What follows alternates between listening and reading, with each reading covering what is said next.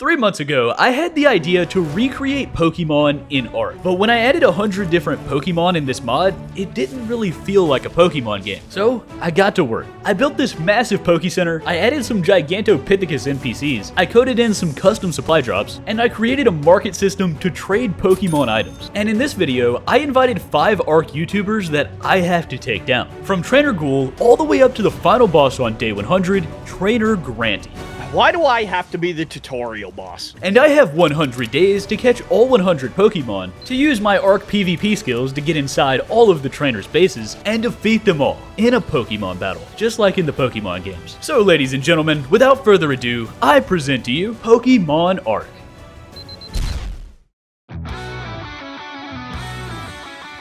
On day 1, I awoke on the beach of Twin Leaf Bay, and 3 seconds later, I met a 600-pound war general.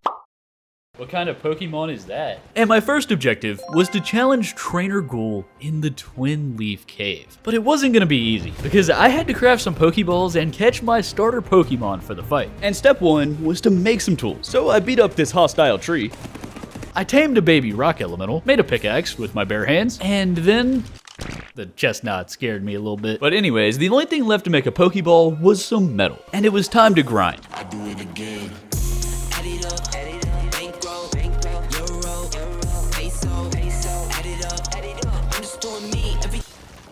And now we have 24 metal and 392 flint. But more importantly, I was now a humble level 8. So I attended a college seminar on how to wear pants, make some questionable substances, Someone cooked here. and how to spy on people. But I also learned how to make the basic red Pokeball. And now I just needed some hide to catch my very first Pokemon. It's time to skin someone, boys. So on day 2, after crafting a stone hatchet and finally putting on some pants, I made a spear, I located a peasant, broke my spear off inside the eye socket of said peasant,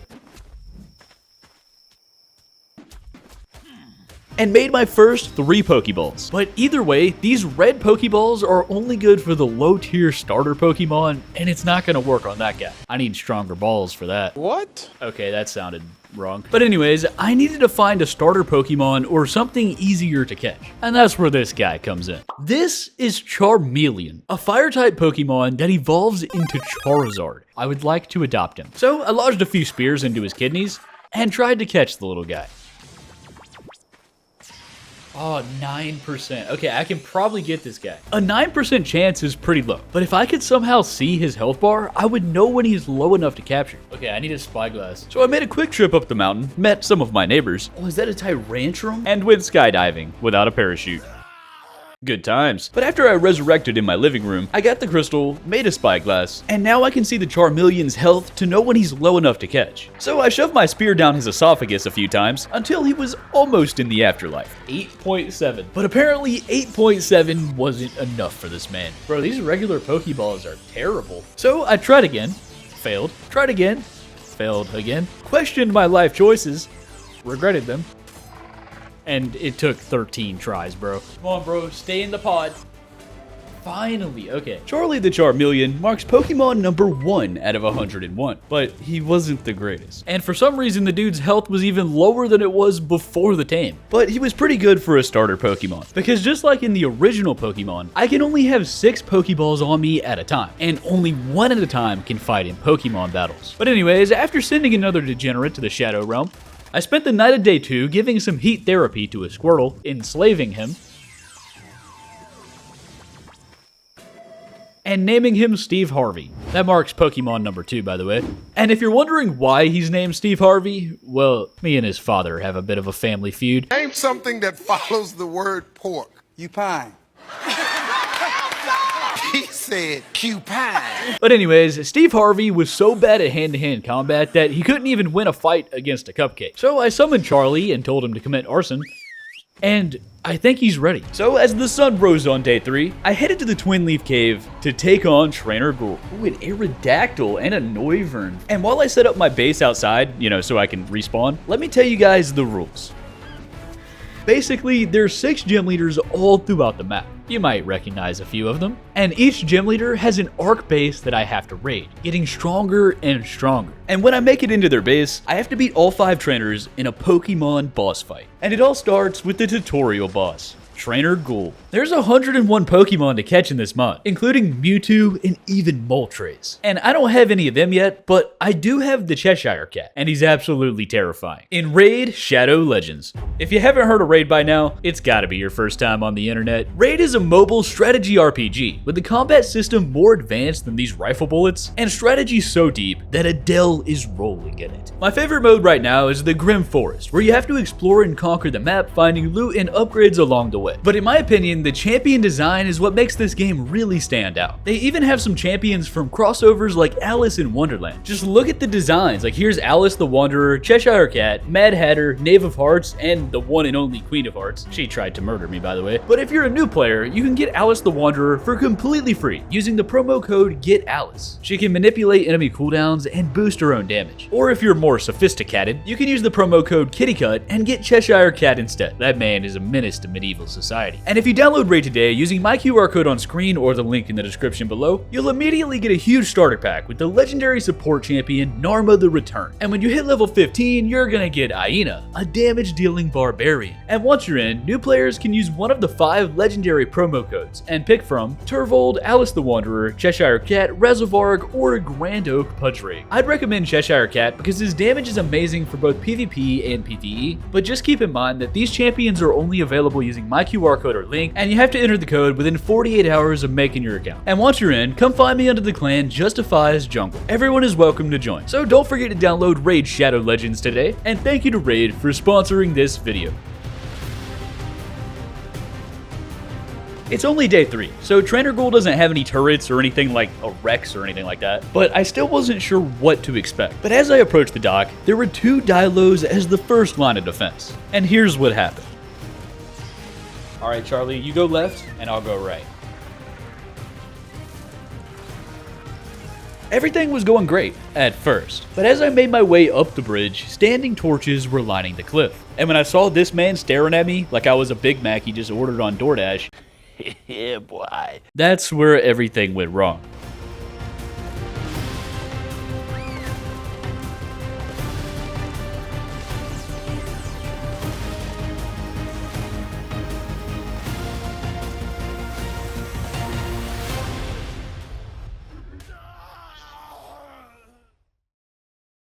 So yeah, I just died to Apache named Patrick. But on day 4, I came back, I got my revenge, and I got my stuff back. But it wasn't over just yet, because at the top of the Twin Leaf Cave was a pretty sad excuse for a base, to be honest, but I'm pretty sure Trainer Ghoul's inside. So I knocked on his front door with my pickaxe about 347.5 times, and when the door was about to break, I kind of panicked. I didn't know what to do, so I just said the first thing that came to my mind. And here's what happened. FBI, open up! Hey, who the hell are you? Get out of my house! Stay back! I haven't showered in months! At first, Trainer Ghoul didn't know why I was there. Dude, you could have knocked. These doors are expensive. My bad. Hey, you're Trainer Ghoul, the tutorial boss, though, right? I was supposed to come here and, like, kill you, but I was wanting to make sure I had the right house. Yes, I am. This was supposed to be my day off, though. Hold up, 1 second. Okay. And after Trainer Ghoul changed into his work uniform, the tutorial began. Welcome to the Twin Leaf Cave! I heard the sound of drums behind me for some reason, so I turned around and I saw this. Thanks, bro. I'm happy to be here.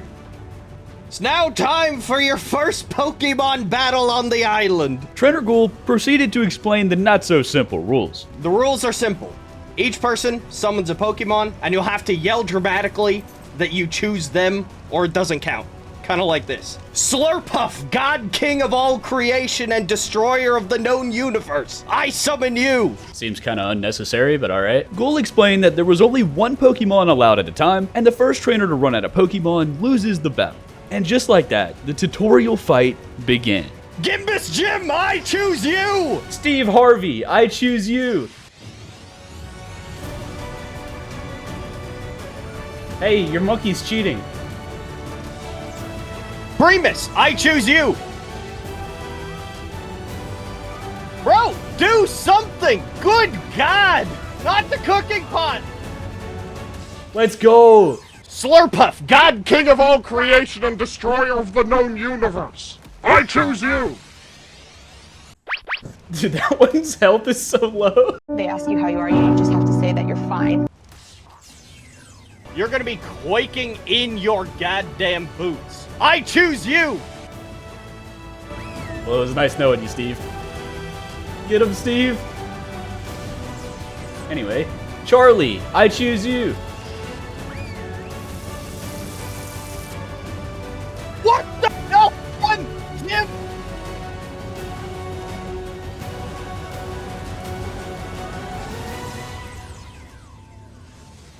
Thank you, Charlie. Why do I have to be the tutorial boss? And just like that, Trainer Ghoul has been defeated, and he dropped the small fry badge, a shiny stone, and some Gruel. Wait! According to his job description as a tutorial boss, Ghoul is legally obligated to drop the small fry badge, a shiny stone, and some Gruel. I hate this job. Thank you, sir. And just like that, Trainer Ghoul has been defeated. And I stole this water jar, 10 hide, and 2 great balls from his house. So these are like a better Pokeball. They have higher chances. But it wasn't over just yet, because if this man knew anything about El Chapo, I needed to find out. And stealing all of Ghoul's possessions is pretty fun too. So I continued towards the back of his house, where I found this giant, mysterious, wooden hanging bridge with vines growing on it. Well, that's a completely normal thing to keep in your backyard. And I was half expecting this to be a trap or something, but I made my way to the other side, and it wasn't. It was just some sort of campsite with locked storage boxes and some other noob-related items. But past all that, over in the back corner, I found this guy. Well, hello there. In Pokemon ARK, Gigantopithecus run all of the shops around the world, and Harambe the tutorial monkey here was a wandering merchant. Well, kind of. He was only selling one item, a note, and it costed 2 hide. Okay, I guess I'll take that one then. Harambe the tutorial monkey gave me a map, and I'm not exactly sure what it was too. Okay, so what's at the X? And don't look at me, cause I don't know either. Trainer Ghoul wouldn't let me leave his basement. The X on Harambe's map was the only lead that I had. So after destroying everything that Trainer Ghoul has ever owned... Bro, this loot is terrible. Well, my game crashed. Yeah, that kind of happened a lot. But on day 6, I made it outside. And it was time to come up with a plan. The monkey map was pointing towards the mountain on the other side of Twin Leaf Bay. But to get there, I needed some wings. But instead of going for Pidgeot over there, I decided to go for this guy. He was called an Alakazam. This man was dual welding plastic spoons like some sort of professional soup eater, but he was also a psychic type Pokemon. Bro, that is an insane tongue twister. It took me 8 tries to say that. But anyway, the brother can fly. So I launched 3 doses of pain into his spinal cord. And when he was begging for mercy, I captured him in a Pokeball.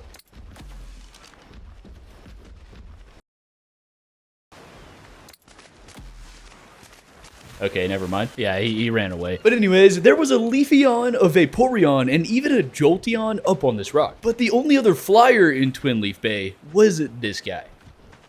Oh no. Noivern are highly aggressive Pokemon, apparently. And I was kind of worried about that at first, but then I realized that that brother is slower than molasses. So I proceeded to deal 180 damage to his left eyelid. Showed him what the inside of my Master Ball looks like.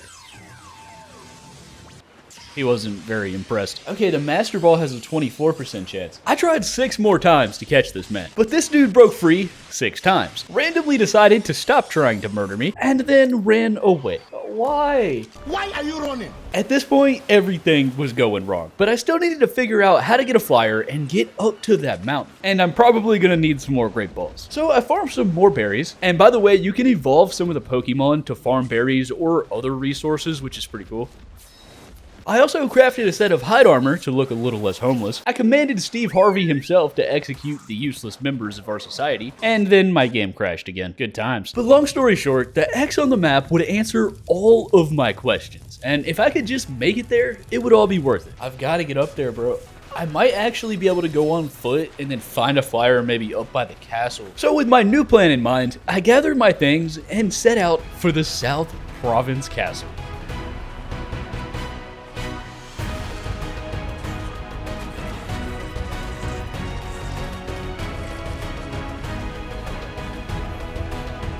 But it wasn't gonna be easy, mainly because the Deadlands were up ahead. And that means, so was this guy. That man is ginormous. But the Onyx wasn't the only thing here, because there was also this little Pichu, and he was not ginormous.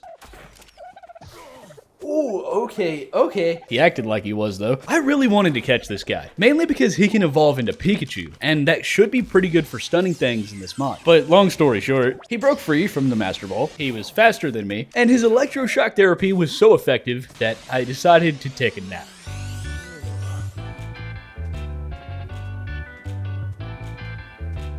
Luckily, nobody murdered me in my sleep that day. But what happened next made me wish that they had. Because after failing a 25% chance 10 times in a row, somehow, remind me to never go gambling, bro, this guy showed up.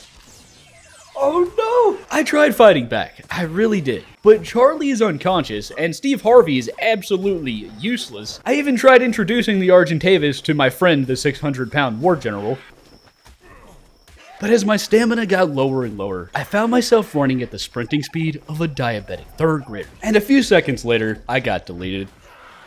At this point, I was super frustrated. So I decided to ignore everything else and just go straight for the X on the map. And hopefully I'll find a flyer on the way. So on day 7, I made my way out of Twin Leaf Bay through the Badlands, where I found a Hitmonchan and a Chestnut with 5k health, through the plains, where I found a degenerate fighting Spike Tyson, and over to the mountain, where my life flashed before my eyes. Oh, the raptor was messing me up, and I tried to summon Steve Harvey to save my life, but he just kind of watched as the dude tried to decapitate me. Steve Harvey, what the heck? Bro, you're completely useless. I really needed to find a healing station so I could use Charlie again, and it wouldn't be long until I found one, because across the plains, there was the South Province Castle, surrounded by bats. And directly to the left of the castle was the mountain from the monkey map, and that's when I saw it. This is the Poke Center, the central hub for the entire economy of this mod, but I still didn't have a flyer. Okay, how do I get up there? So I circled around the mountain trying to find a way up, and I've played this map so many times on ARK that I'm like 95% sure there isn't one, but there was a path that got me pretty dang close, and I wanted to try something kind of crazy. I'm gonna try and build a ramp. So I spent the next 15 minutes of my life doing this thatch monstrosity, and then I started building a stairway to heaven. Okay, this is definitely not OSHA compliant, but after some mild parkour, I executed a boulder that was in the way, and I actually did it. I made it up the mountain without a flyer. But now that I'm at the Poke Center, I want to tell you guys why I want to take down Trainer Granty in this video. You see, my best friend's name is El Chapo. He's a Moschops. And Trainer Granty kidnapped that man. Hey, buddy. Who the hell are you? I'm looking for a guy named El Chapo. Is he in there? About 2 foot tall, no hair, kind of looks like an ugly leprechaun. Yeah, I might know someone like that. Harambe, the security guy, wanted me to prove that I'm a Pokemon trainer to go inside. So I summoned Steve Harvey, and the journey began. I welcome you to the Poke Center.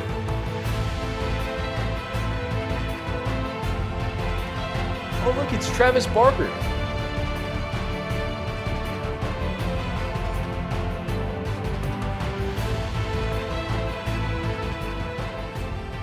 The Poke Center was majestic. Hey, how's it going, Chewbacca? I am watching you, buddy. I didn't have enough credits to buy Pokepuff treats from the vending machines for Steve Harvey. Sorry, buddy, we're poor. And I'm also not sure what was behind the doorways being guarded by these 4 Pokemon training Gigantopithecus, but it didn't matter, because the Poke Center had the answers I was searching for.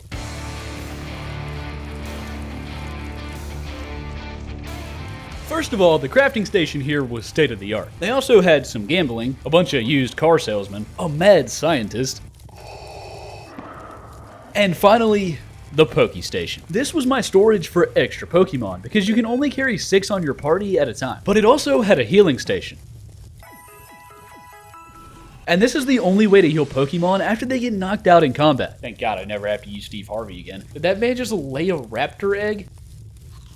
But anyways, I spent like 30 minutes just exploring the place, and the 2 areas that particularly stood out, well, first was Sir Gigambling in the arcade, who gave me 150 tickets for free. What a nice guy. Ladies and gentlemen, that is exactly how how you get them hooked. And inside the arcade, you can use tickets to buy some mid-tier Pokemon like Tyranitar, Lapras, Gengar, or even just buying Element. But some of them cost up to 500 tickets. So I used my 150 freebies on a shiny Pikachu and a Wailord, which mark Pokemon number 3 and Pokemon number 4 out of 101. I can't summon him until we get back to the water. But anyways, it was now time for the main event, because over in the back was Furious George and his reanimation studio. Basically, this man can turn fossils into dinosaur-type Pokemon. Like that guy. They made a movie about that once. Also, my game crashed again. But Furious George was also the key to finding El Chapo. Let me explain. So, you guys remember Trainer Ghoul, right? Gimbus Jim, I choose you! Yeah, that guy. Well, Furious George revealed the locations of the other 5 Pokemon trainers and their gyms. And to find Trainer Baron, I needed to make my way to High Kanto. Hey guys, this video took an exorbitant amount of time to make, so if you're enjoying it and or if you're a Must-Chops, please consider subscribing.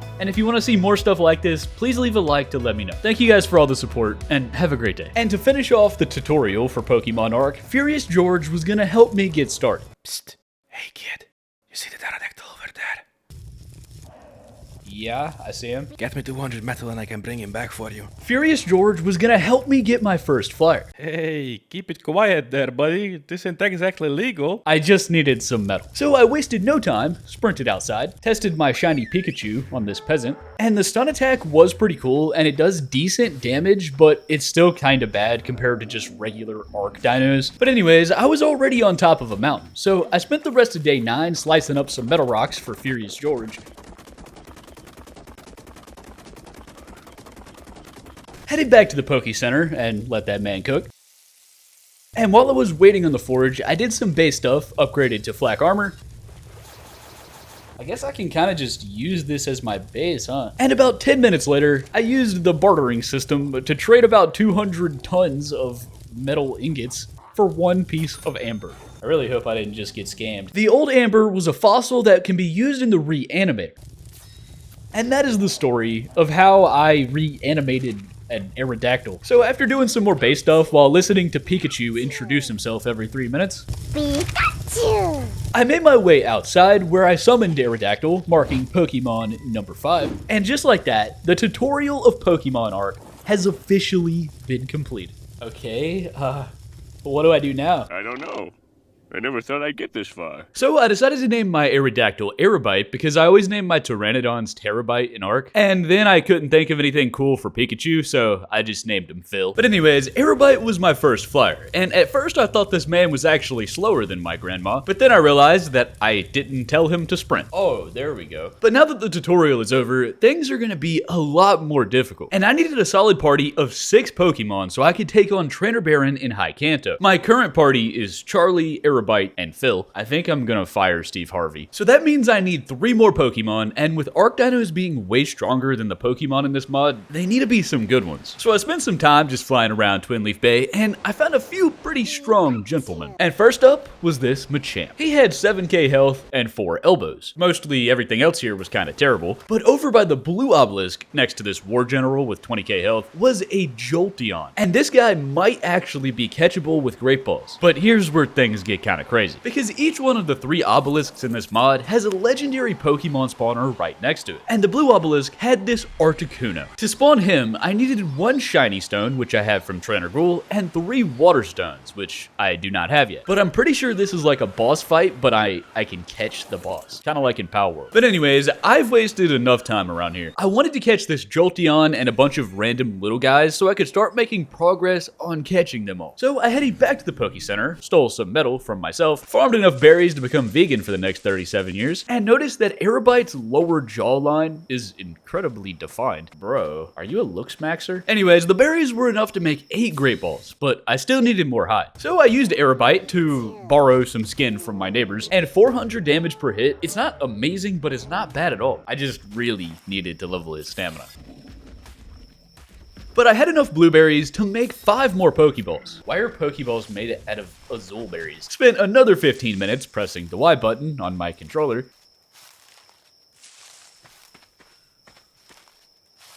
And finally, I had 29 Great Balls. That took way too long. So on day 11, it was time to catch some degenerates. I was planning on going back towards Blue Ob, but then this random flying sword started slashing my boy Aerobite for 48 damage. Whoa, what is that? And that was in fact a Honedge, a ghost type Pokemon. And I'm not sure if the Pokemon is a sword itself or if it's like an invisible dude holding a sword.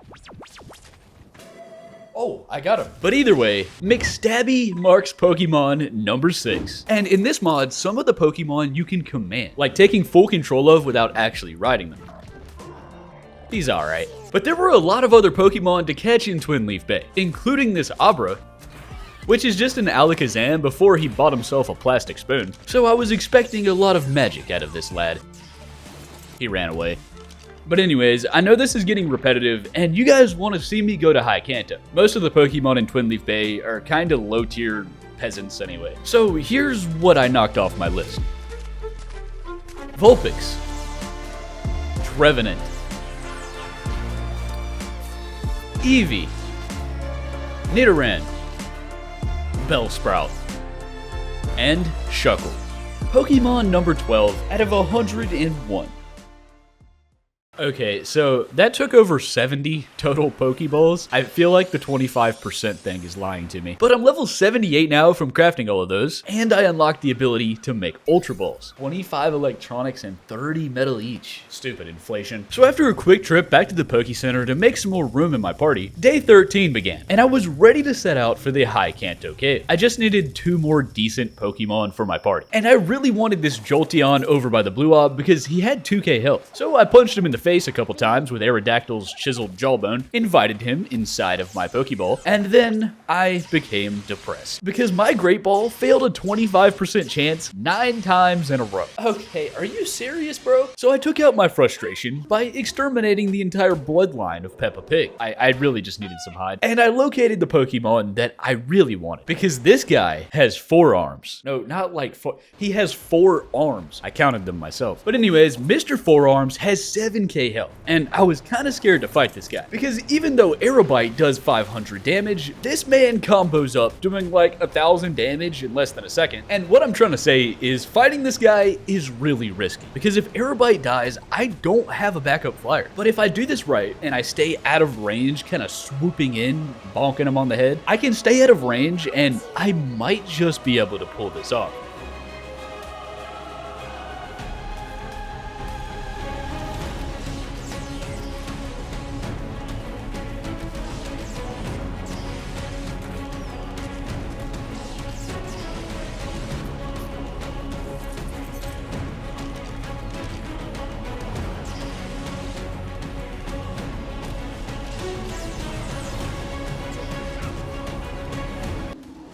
I think 4 Arms just got eaten by a shark. Well, that went well. Everything just kept going wrong, and I was tired of waiting around at this point. All right, man, you know what? I'm gonna just go to High Kanto. So I grabbed my best Pokemon from earlier, the only one that was even worth using, to be honest, and then my game crashed.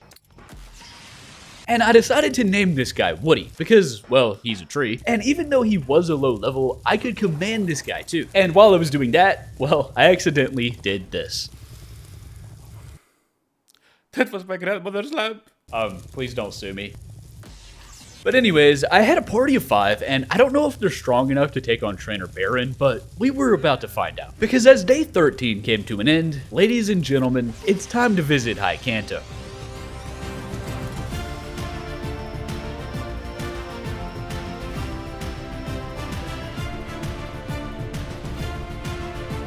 Welcome to High Kanto. Not many Pokemon or dinosaurs spawn here, but I had 2 objectives. First of all, I needed to find the High Kanto Cave, and along the central river towards that lighthouse, well, my game crashed, but after that, I saw it. The High Kanto Cave is right behind that waterfall, and I thought I was just gonna waltz right in there and start breaking some kneecaps. But as I approached, I realized how difficult this was actually gonna be. Wait, are those plants on aggressive? Oh, yep, they are. Apparently, Trainer Baron has taken up gardening as a hobby. Look at them standing there menacingly. And if I wanted to make it inside, I had to murder his freaky mutated plants that were grown in Ohio. And I also had to make some explosives to blow through that behemoth gate that is blocking the cave. And after that, well, I'm not really sure what's on the other side of that door, and I'm kind of scared. But I had a plan, because Plant Species X have one weakness: being set on fire. I also have the same weakness, and I needed some sulfur to make propellant for the flame arrows. So I made my way past the Wyvern Scar. Okay, that is terrifying. And I found a couple of sulfur rocks over on the side of the volcano right next to a family of Jeffrey Dahmers. I already knew that mantis were super strong and complete psychopaths, so I was hoping that I could mine this sulfur rock without them seeing me. And a few pickaxe smacks later, well, I didn't get brutally decapitated. So I decided to celebrate by commanding Phil to end the life of Jeffrey Dahmer's neighbor. But then he stole my hide. But anyways, on day 15, my game crashed. So I mined the sulfur again, and made it back past the Wyvern Scar. And that reminded me that Charlie the Charmeleon, he can evolve into Charizard if I kill a Fire Wyvern. But I don't think my Pokemon are strong enough for that yet. Maybe I'll do some other evolutions first, but you'll see that later. Because right now, it was time for the High Kanto Cave, and I needed to set up a fob and make some flame arrows for the raid. But then my game crashed again. Good times. But after setting up my fob outside the cave, I had all the sulfur for my flame arrows, but I still needed cactus sap and oil for the propellant. And the only place to get cactus sap is in the desert. I wonder what kind of Pokemon are in the desert. And I would find out soon. But I decided to knock out the easier task and go for the oil first. So on my way to the East Bay, I found this purple supply drop, but it was being guarded by a bunch of heathens. It had an Ascendant long neck rifle and a bunch of rocket balls inside though. And I wasn't sure what rocket balls even were at the time, but it didn't matter anyways, because after kiting the heathens away from my supply drop, well, it landed inside of the ground. Yes, science! I'm not even surprised. Anyways, I found a couple other things on the way. First of all, I saw this Dodrio Birdman. He has 3 entire heads, which is pretty impressive because I only have 1. And I also found this Tyrantrum doing some questionable things to this Nidoqueen. I also found a Butterfree, a Hypno that looked kinda angry, a Buizel putting a Marill into a spin cycle, and a Darkrai with over 14,000 health at level 55. Oh, that guy looks insane. I don't think my Pokeballs can catch him though. But eventually, I made it to the bay. And I found this yellow supply drop that had some Rocket Balls, but it also had 3 different potions for my Pokemon. Oh, these can heal my Pokemon outside of the Poke Center. The Rocket Balls were also new, but you'll see that later when I learn how to use it, because I was back in Twin Leaf Bay. And if you've ever played Ragnarok before, well, under the water in this bay, there's these little black oil lines coming up to the surface. Those are the oil rocks we need to make flame arrows. But for every oil rock in this bay, there was also a violent criminal. I already lost my Machamp to one of these guys a few days ago. I think Forearms just got eaten by a shark. And I wasn't exactly sure what to do. But then I remembered something. I used my free arcade tickets at the Gigambling Pithecus's arcade on a Wailord. Oh yeah. And I wasn't sure what to expect, but I summoned the fella, and let's just say that brother was plus sized. What in tarnation?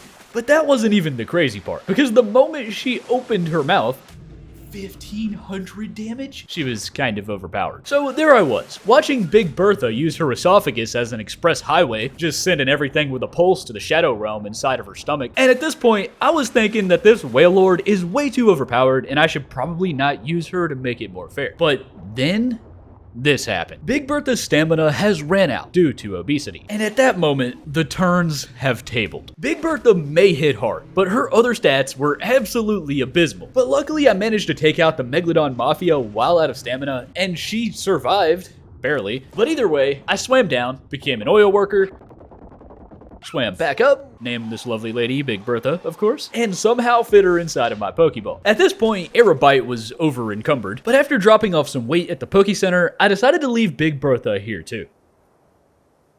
because she is kind of overpowered, but she is also a water Pokemon, and I can't even use her for 95% of the game or this challenge, so it's not really going to affect the gameplay or anything like that. But either way, it was now day 17, and after a quick trip to High Kanto to drop off the oil, all that was left to raid Trainer Baron's cave was cactus sap. All I need is one cactus, and you're done, buddy. And I didn't know it at the time, but what I would soon find in the desert would get me one step closer to finally saving El Chapo. Because after making my way through the Redwoods, which has an entirely new ecosystem of Pokemon, by the way. Oh, is that a Ghastly? Mr. Mime? How's it going, man? I eventually made it across, though, over to the Red Obelisk, where I found this Moltres legendary Pokemon spawner. Okay, so this one needs 3 Firestones and another shiny. But anyways, I eventually made it to the desert. And I'm supposed to be over at the mountain part, you know, where the cacti spawn. But I was trying to explore a little bit just to find any new Pokemon that are spawned out here in the wasteland, maybe. And I didn't find any of that, but I did find something else.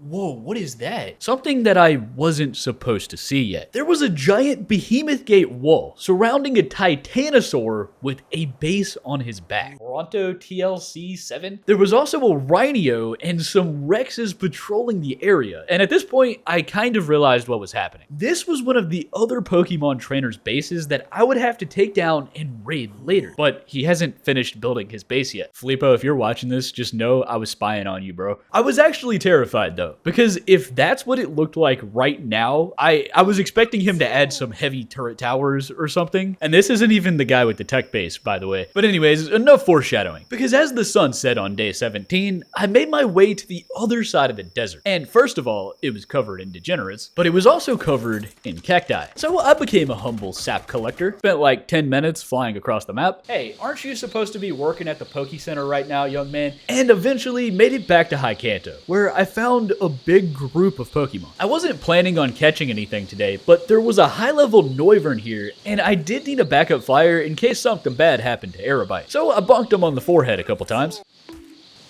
threw a fastball at his kneecap, and long story short, well, he got away, and then the Thieves Guild tried to rob me, and while I was busy sending them to the gulag, I accidentally hit the Noivern. I'm a murderer. But at least he dropped some credits for the vending machine. Anyways, there was also a Blaziken here. These guys look a bit goofy, but he also has some really good stats. So I assaulted him a little bit to lower his health, launched a Pokeball directly into his left glute muscle while he was beefing with Aerobite, and then, you'll never guess what happened. I failed the 25% chance. I really need some better Pokeballs, man. So I lowered his health again, and I was running away, you know, to not die. But then when I turned around, well, he was gone. I assumed he was running away like a coward. So I tried to find him, and that's when I saw this random Great Ball just get added to my inventory. Wait, what just happened? Apparently, this goofy looking dude, he just murdered Aerobite. And at this point, I didn't know what to do. So I just sent a Pokeball into his earlobe, and it actually worked. So Bartholomew, the murderous Blaziken, marks Pokemon number 13. I was really hoping this dude was worth it. I mean, he can even be commanded, and that would be pretty cool, except for the fact that he has 73 weight. Well, 76 weight now. And that's bad enough, but for some reason the health is way lower than it was before I captured him again, and I'm not sure why it keeps doing that. But either way, Aerobite is currently unconscious, and I need to get back to the cave. So I summoned McStabby to fly me back, which took longer than I'm willing to admit. And on day 19, I used the cactus sap to craft 160 propellant. I used that to make some flame arrows, and I thought I was gonna have to walk all the way back to the Poke Center on foot just to revive Aerobite. But then I realized that I had these potions, and while some of them just heal normally, the full restore potion completely revived the dude. So just like that, I was ready for battle, and it was finally time to raid Trainer Baron.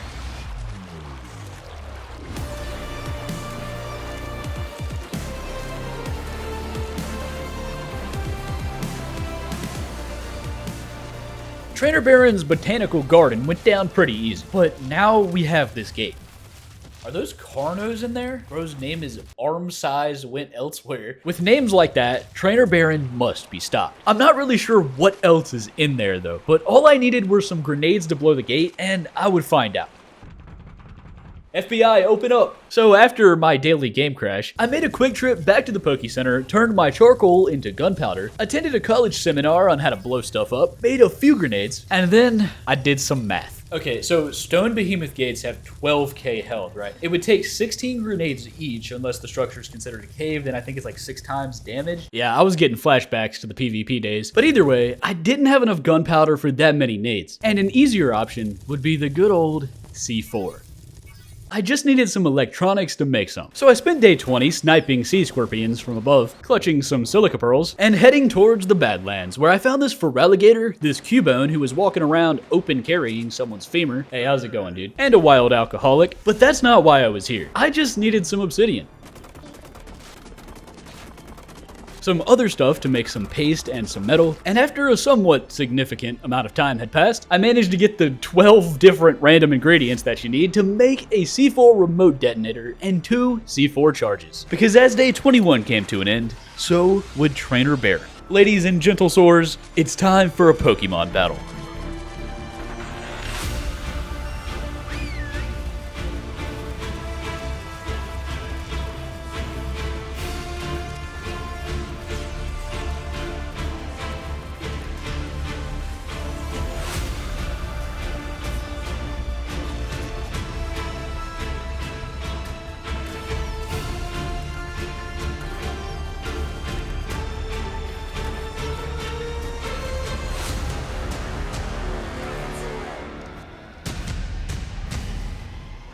On day 22, I made it inside the cave, and Trainer Baron is right behind that door. But I can't just walk right in there, because the moment I break the door, all of these goons are gonna assault me. I'm gonna have to take them down.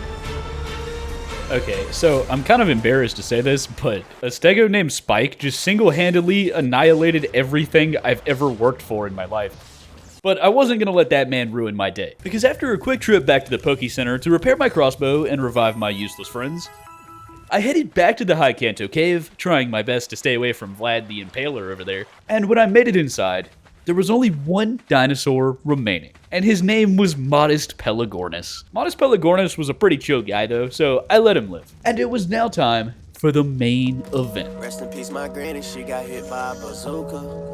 Kaboom. And that's when I met him. Bro. Trainer Baron. Haven't you heard of knocking? I am not making a Percountdown only video.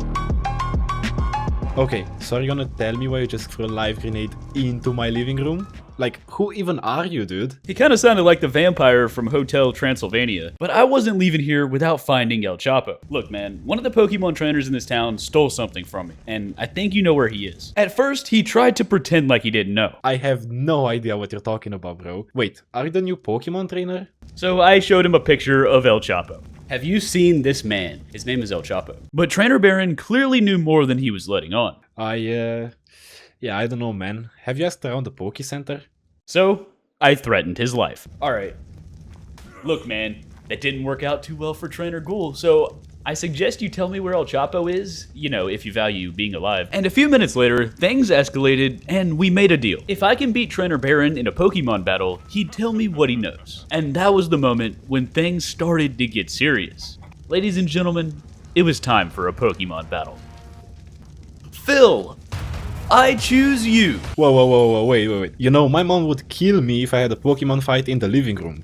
Oh, right. Yeah, sorry about that. Phil, I choose you! Again. Psyduck, I choose you! It was nice knowing you, Phil. Charlie, I choose you! Put him in the air fryer! Mankey, I choose you! Wait, how much damage did he do? Like 200 damage, oh my god, it's actually insane. Bro, this isn't even fair! McStabby, I choose you. Dude, this is actually cheating. How am I supposed to kill this guy? Dude, I'm actually so scared of that monkey. No! Arbok, I choose you.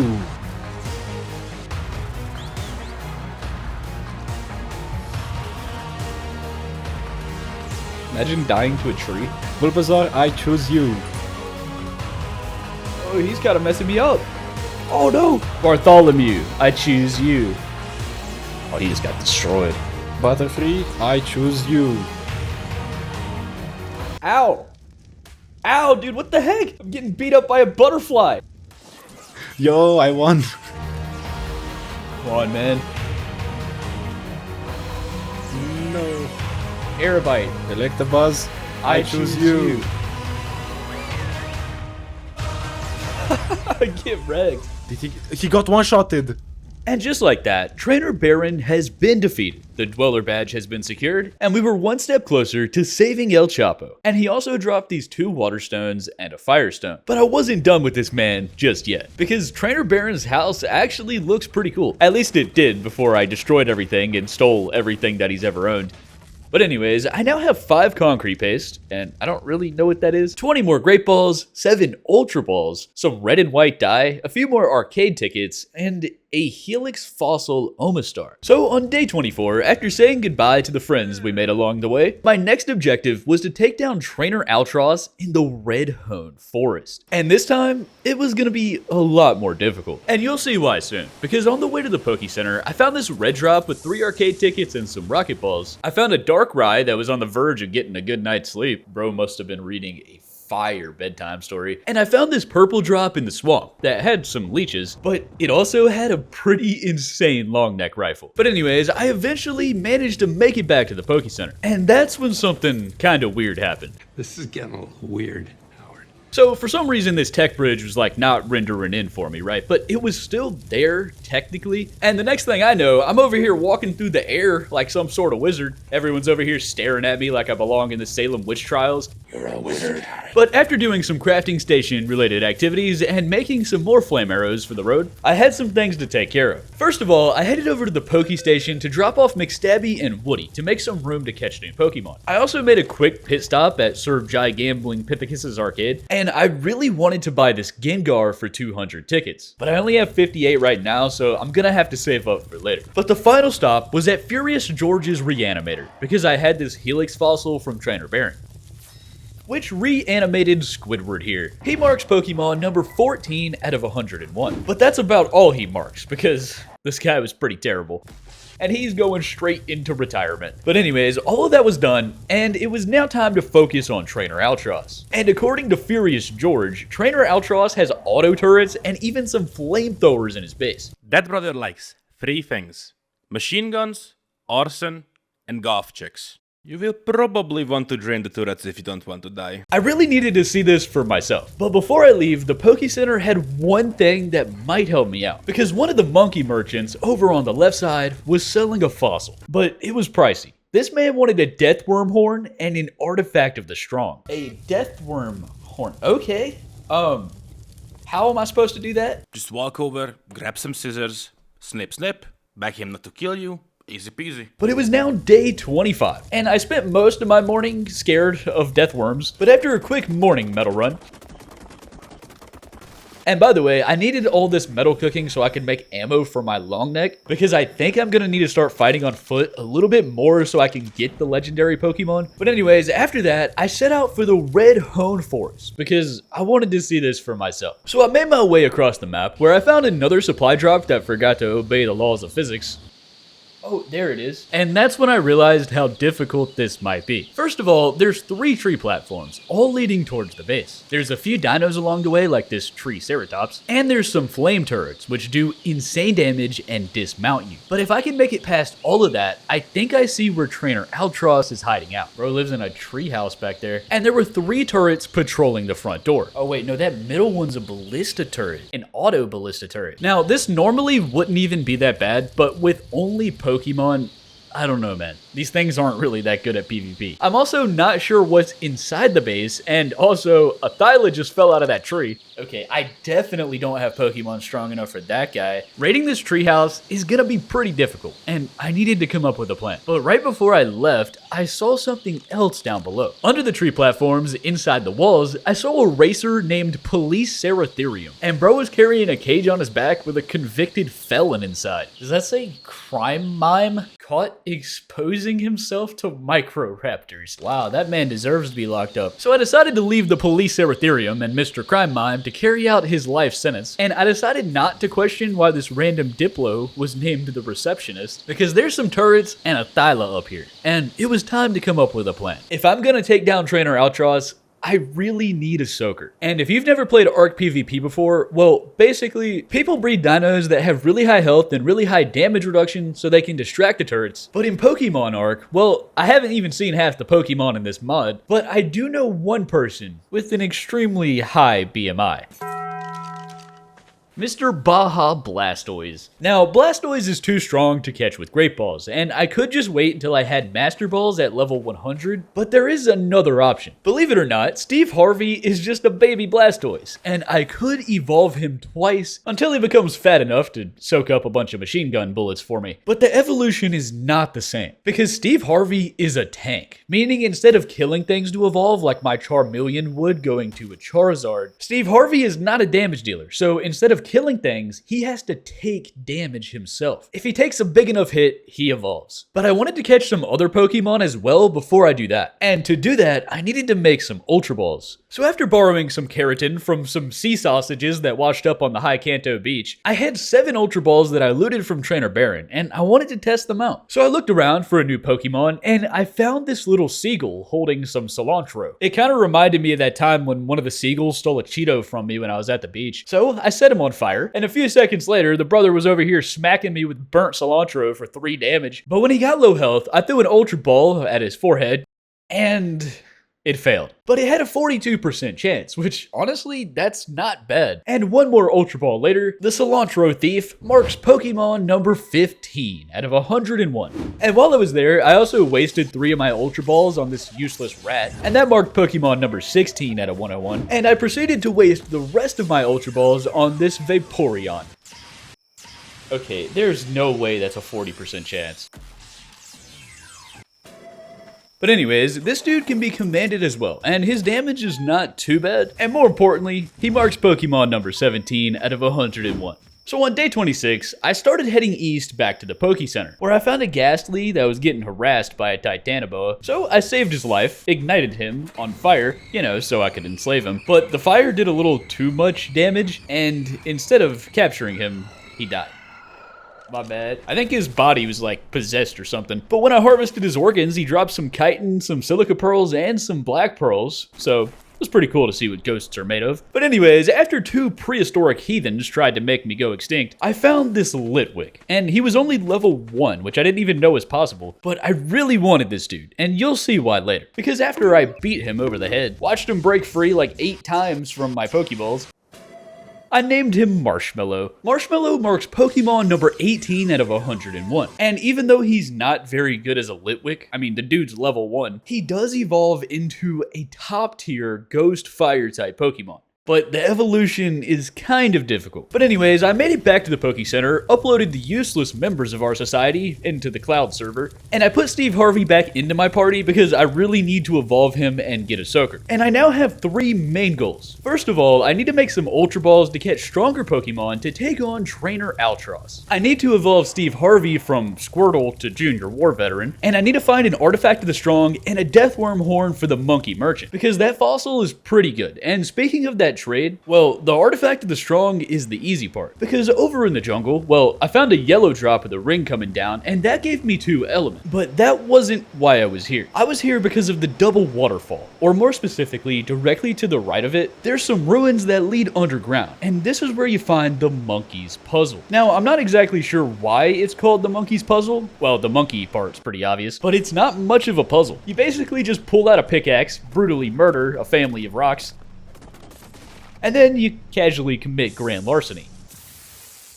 Good times. It's kind of funny how some of the artifacts are like impossible on one map, but then another map you just walk up and grab it. But either way, that was the easy part, because I also needed a Deathworm Horn for the fossil trade. And using just Pokemon for that, well, let's just say that Bartholomew and Phil, I don't have the utmost confidence in them to slay a Deathworm, or any worm for that matter. So on day 27, after my daily game crash, this is where the Ultra Balls come in. Because Bartholomew is decent, but in the other regions of the map, there's even stronger Pokemon. Pokemon. And of course, I need stronger balls. But right now, I only have enough electronics to make one singular Ultra Ball. And I also need metal ingots, some berries, and some other stuff. And I want to make ammo for my long neck and some more weapons as well. So I spent the next 20 minutes experiencing what it was like to be a tamed Moschops on a typical Tuesday. But after a few minutes had passed, I walked across some oxygen molecules once again, and I managed to get 1,000 narco berries. Nice. And I spent the rest of day 27 just clearing out the rest of the metal rocks on the mountain so I could make some ammo. I even hit one of them so hard that it went flying into another country. I think that rock just became an immigrant. But anyways, it was now day 28 and I had about 3,000 raw metal. And I also cooked up some wood to make some charcoal for ammo because I'm really gonna need some firepower for Trainer Altross. But with everything else taken care of, all that was left to mass produce some Ultra Balls was electronics, which requires silica pearls and the skin of my victims. So I spent most of day 28 just watching Phil commit atrocities on some people that deserved it, and deep frying some others. But long story short, I used Aerobite mostly, and I collected a lot of hide donations from my neighbors. Did that Microraptor just drop a leaf stone? And then I found this yellow supply drop with a ring around it. Ooh, that crossbow's insane. I'm making some more flame arrows. But now that I had the hide and I had the metal, all that was left for the Ultra Balls was some silica pearls for electronics. It's time to grind. Or not. Is it too late to quit and go play Minecraft?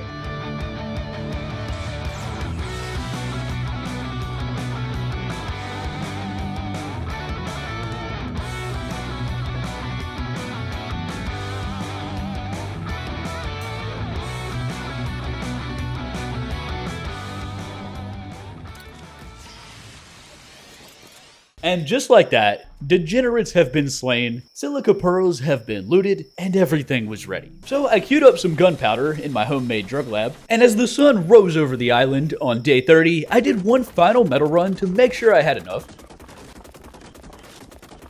The whole time this creep was stalking me from the shadows. But when I made it back to the Poke Center, everything was ready. And a few minutes later, I made a grand total of 7 Ultra Balls. I can't wait to catch 3.5 Pokemon with that. But when the electronics are finished, I'll have about 30, which is still kind of terrible, but we'll see what I can catch. So while I was waiting on the electronics, I crafted some rifle ammo for my long neck, put Big Bertha into a retirement home, and revived Phil from all of his injuries. And then my game crashed. Good times. But anyways, when these Ultra Balls are done, I'm gonna knock a bunch of Pokemon off the list. But for now, it was time to take down Trainer Altross and his auto turrets. And to do that, it was time to evolve Steve Harvey. But in Pokemon ARK, tanks like Blastoise are completely different from a DPS like Charizard. And to evolve Steve into a Wartortle and into a Blastoise, well, he has to play his role of being a tank. And that means instead of killing stuff to evolve, he has to take some damage. And step 1 is to take over 300 damage from one single hit to evolve from Squirtle into Wartortle. Alright buddy, let's find a hoodlum to beat you up. So on the morning of day 31, after my daily game crash, I set out to hire a hitman to assassinate Steve Harvey. Okay, that sentence sounded kind of insane. And right outside of the Poke Center, I found this Alpha Raptor. He was busy absolutely decimating a pedestrian. That brother just got sent to the stratosphere. But I was kind of worried that he would kill Aerobite too. So I located Mr. T instead. And he was level 140 with 5.7k health. Okay, what happened to you? Anyways, Mr. T was currently engaging in warfare with his mortal enemy. So I patiently waited on him to defeat and eat the dude. And then I threw a Steve Harvey shaped fastball directly at Mr. T's pelvis. And, well, he got stepped on for 35 damage, but Mr. T's bites were only doing 136. Wait, that's it? 136 is lower than 300. Obviously, and this clearly wasn't gonna work. So I put him back into the Pokeball, and I decided to head back to High Kanto because I saw a Carcharodontosaurus over there by the snow earlier. And a few Aerobite wing flaps later, I found him. I had to be super careful here though, because I can only have one Pokemon out at a time, and that means I'm on foot. And this dude can definitely one-shot me. So I aimed Steve Harvey directly at the eyebrow of a sociopath, watched as he gracefully flew through the air, and then Mr. Carcare slowly unhinged his jaw. Oh, it did 300. Okay, so first of all, that brother is deceased. But I think it worked, and there's only one way to find out. I had to make it back to the Poke Center and heal the dude. And by the way, I found this Rapidash in the volcano, and I want to catch him later. But it was now day 32, and back at the Poke Center, after my game crashed again, Steve Harvey was ready to become a man.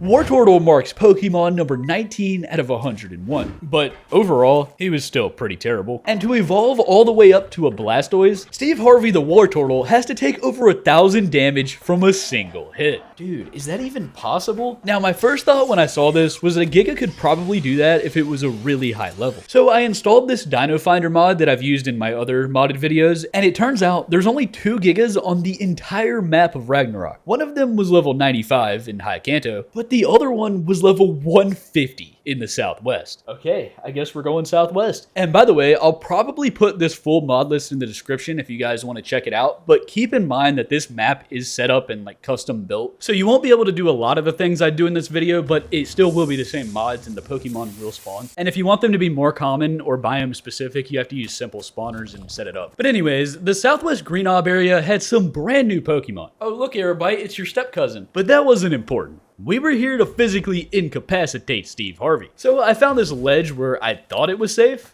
It wasn't, by the way. I sacrificed Steve Harvey to the dinosaur gods, and then, well, I'm actually not sure how much damage that did. It was definitely over 800 because that's how much health the Wartortle had, but instead of heading back to see if it actually worked or not, I wanted to know for sure. Yes, I'm kind of stupid. So I summoned Charlie the Charmeleon, watched as he entered Mr. Giga's esophagus, still didn't see the damage numbers because I still wasn't close enough, and then this happened. Mr. Giga was now after me, and Aerobite was not on my hotbar. This was really bad, and I tried to run, and I eventually thought that I had enough time to like quickly summon Aerobite, but at the end of the day ended, and I also got deleted. Well, that was fun. And to make matters a lot worse, getting my stuff back was a lot harder than I expected, because my body was somewhat close to the Southwest spawn point, and at first it was going pretty well, until I heard this. And a few seconds later, I perished.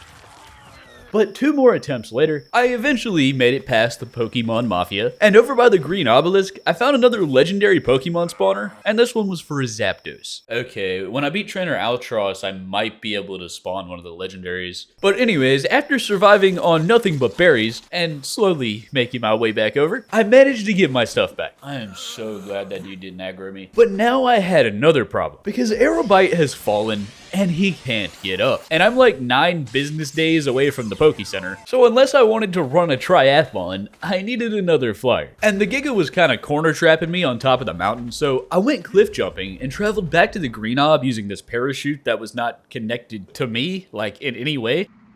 I'm in danger. But anyways, I remembered that there was a Noivern here, and yeah, he's only level 15, but he can fly. So I summoned Dr. Phil to give him some electroshock therapy. Phil soon entered the afterlife, and then I enslaved him. Captured him. But while we're on the topic of enslaving / capturing, I was thinking about the entire premise of Pokemon earlier, right? And it's kind of messed up, bro. Like, first you beat somebody up until the point of needing medical support, and then you casually trap them inside a cage that's like way too small for living conditions, or in my case, fail 8 times to do so. And then you force them to participate in street fights for your own entertainment. Like, isn't this supposed to be a children's game? Sorry, man, I was actually trying to catch you. But anyways, this malformed-looking Desmodus marks Pokemon number 20 out of 101. And Mr. Pyromane, who died in a street fight, marks Pokemon number 21. And to be honest, I was pretty disappointed, because this Noivern, well, first of all, he's slower than molasses, but he also hits like a wet noodle. But I guess he is only level 22, so fair enough. Anyways, this is how my night went.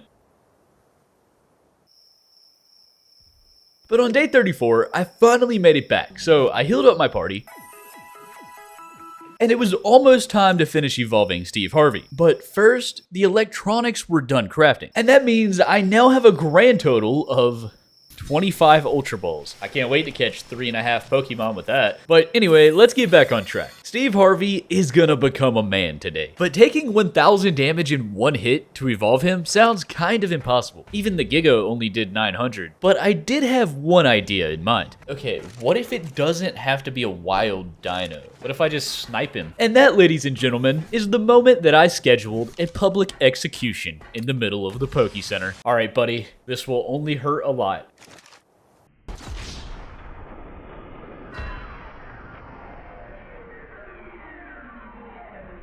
But unfortunately, that didn't work. So I revived the poor guy.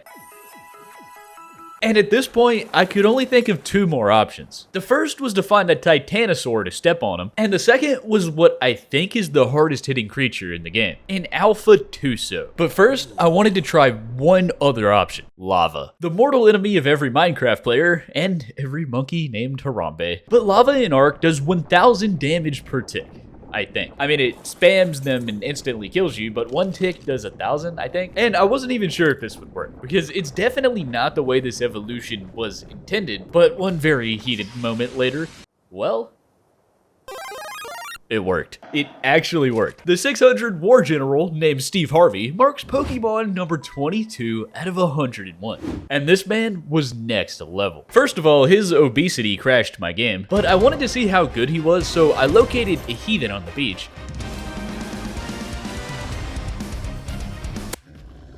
Yeah, he doesn't hit very hard. I kind of assumed that since he has two cannons strapped to his shoulder blades like a living replica of a Panzer tank, but they're just for looks apparently, and this is the only attack he has. But either way, he has so much health that he can win a lot of fights, and most importantly, he's gonna tank the turrets for the trainer fights. But now that I had a way to raid trainer Altross, I was still worried about the actual Pokemon battle. Because I do have Erebite and Bartholomew, and I have Steve Harvey now, and he probably could win a fight. Those are my only 3 fighters, and none of them are even that good. Also, my game crashed again. But on top of all that, if I want to catch all 101 Pokemon by day 100, I need to pick up the pace. I only have 22 right now. So on day 35, with 25 Ultra Balls and a Whale Lord named Big Bertha to make some more, it's time to knock off some easy Pokemon from the list, and this time I'm going for a Machamp, an Onix, some type of dinosaur Pokemon, and maybe even a Darkrai. We're going big. But since my luck with Pokeballs has been worse than Bad Luck Brian's, well, I really hope that I have enough. But without further ado, ladies and gentlemen, it's time to enslave some of my neighbors. An Onion Turtle. Pokemon 23 out of 101. Some Hot Wings. Pokemon 24 out of 101. The Giant Rock Snake Dude. Pokemon 25. What? This dude can get berries. Muhammad Ali. 26 out of 101. Forearms. This guy killed my Onix and then he also killed Erebite. And he took 8 Pokeballs. 27 out of 101. Houdini. The brother can hypnotize you and he can hypnotize rocks too. 28 out of 101. Nidorino. 29. Pichu. 30.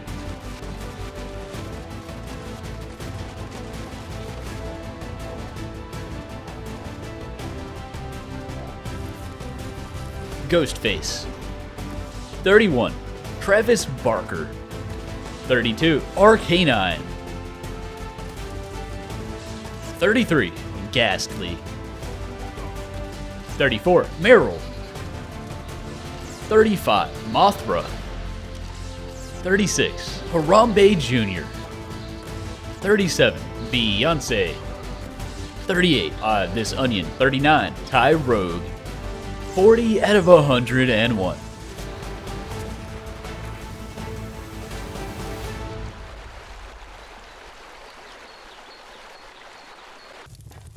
$41 out of 101. That's how many Pokemon I have now. The extra one is because I caught this guy too, but I forgot to record it. But anyways, after my daily game crash, I want to show you guys what I've got.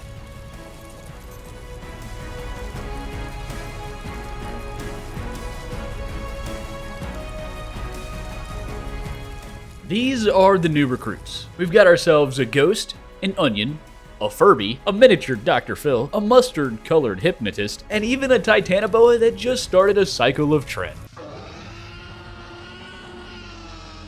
And they all look super cool, which is kind of unfortunate actually, because 95% of them are absolutely useless.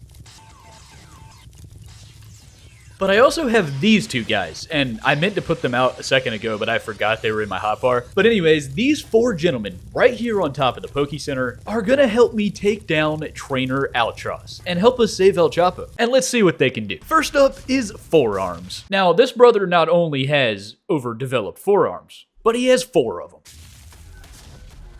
And this is the first time in this entire video that I actually killed a Bronto. And with some levels into health and melee, I'm pretty sure this is going to be my best Pokemon. Big profit. Next up is Hot Wings. Now, this guy doesn't do that much damage, but he does like setting people on fire. And for that reason, it's a yes from me. Medium-sized profit. Contestant number 3 is Mr. Titanoboa, who's on trend. That means steroids for you innocent-minded people. And the #1 most fakest fake natty of all time. But I say that because this man hits harder than Mike Tyson. But he has some major problems. Like, he's super slow, he has a slow attack, and he's so big and clunky that if anything is small, he can't hit them at all. But he can also farm berries, which is very unexpected. And he also looks like this. Acceptable profit. And last, but certainly not least, we have Colonel Mustard. Now, I want to preface this with saying I've been speaking English for all of my life, and I'd like to think that makes me at least okay at spelling things, but every time I spell the word Colonel, I have to Google it. Like, why is it spelled like that? Okay, I'm sorry. Anyways, Colonel Mustard can farm flint, and he can even farm metal rocks. And that makes him amazing right away because I don't have any Pokemon that can do that yet. But what I didn't expect from this Mustard man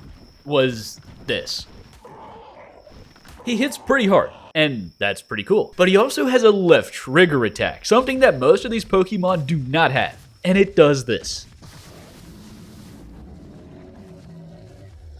He just evaporated. Colonel Mustard is clearly a master of hypnosis, specializing on convincing the souls of heathens to leave their bodies, but nonetheless, this man is overpowered. And even though his damage is insane, the dude only has like 600 health, so he might die in one hit, and I guess that kind of balances things out a lot. Either way, a great addition to the team, because it was now day 44, and I'm a bit behind schedule. So I prepared my party to take on Trainer Altross, and this is the team that we're going with. In order of spicy hot wings, some forearms, an error message from ARK's unstable spaghetti code, a master of hypnosis, Aerobite because he's an OG, a 600-pound war general that I'm gonna use as a human shield, and finally, a Titanoboa that is not natty. What a great group of lads. So I spent day 44 making some backup armor, some explosives, healing everyone in the Poke Station, and just doing some other chores around base to prepare. Because as the sun rose on day 45, so did Aerobite's wingspan. Okay, I don't even think that made sense. But I was flying to the Red Hone Forest, and when I arrived, I decided to scout things out before we start the raid. Now, the first thing that I noticed is that the crime mime still has a 5-star wanted level with the police Ethereum, but up on top of the platforms, the back 2 have turrets, the first one doesn't, but the first one has a Thyla. Now, I was scared of this before, but now that I have forearms, I think I'm okay. Also, I can't go in from the back. Like, we all agreed to some ground rules. I have to go in from the front. I can't use flyers, stuff like that. So I'm gonna start from here, take out the Thyla, and then soak the turrets with Steve Harvey to move into the base. Okay, really? But that's easier said than done. And the moment that I enter this treehouse, there's no turning back. But either way, it's now or never.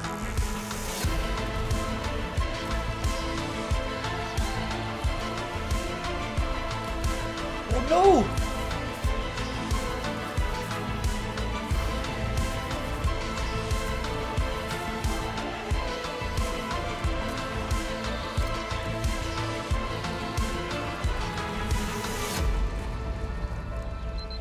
It wasn't pretty, but we did it. And after pouring this potion down Steve Harvey's trachea, he was ready for round 2. And at first it was going okay. The turrets were doing 100 damage and I thought this might work. But a few seconds later, the ballista shot and this happened. Oh, dude, he just got melted. The ballista turret was doing 900 damage per shot. And to make matters worse, it has knockback.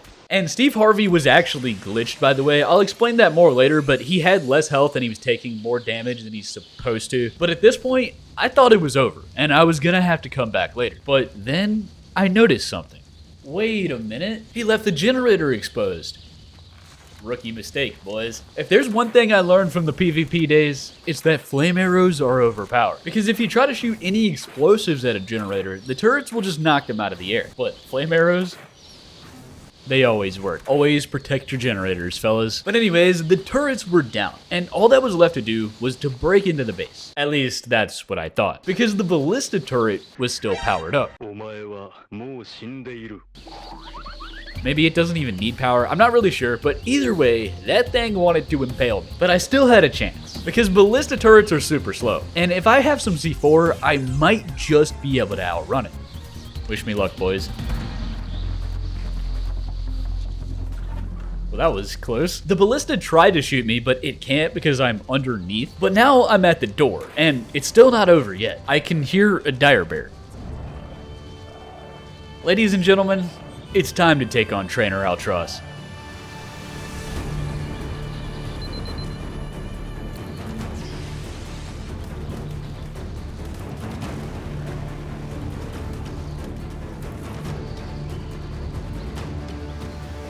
FBI, open up! Oh, this is the second time this week. Why does nobody ever knock anymore? Is this like a lost start? Who are you? Sir, this is a Wendy's. Oh, it's you. Trainer Altross was expecting the pizza delivery guy, which is why he was so surprised when I went to war with his front door. But I was here to find El Chapo. Look, bro, I'm not wasting any time. Have you seen this man?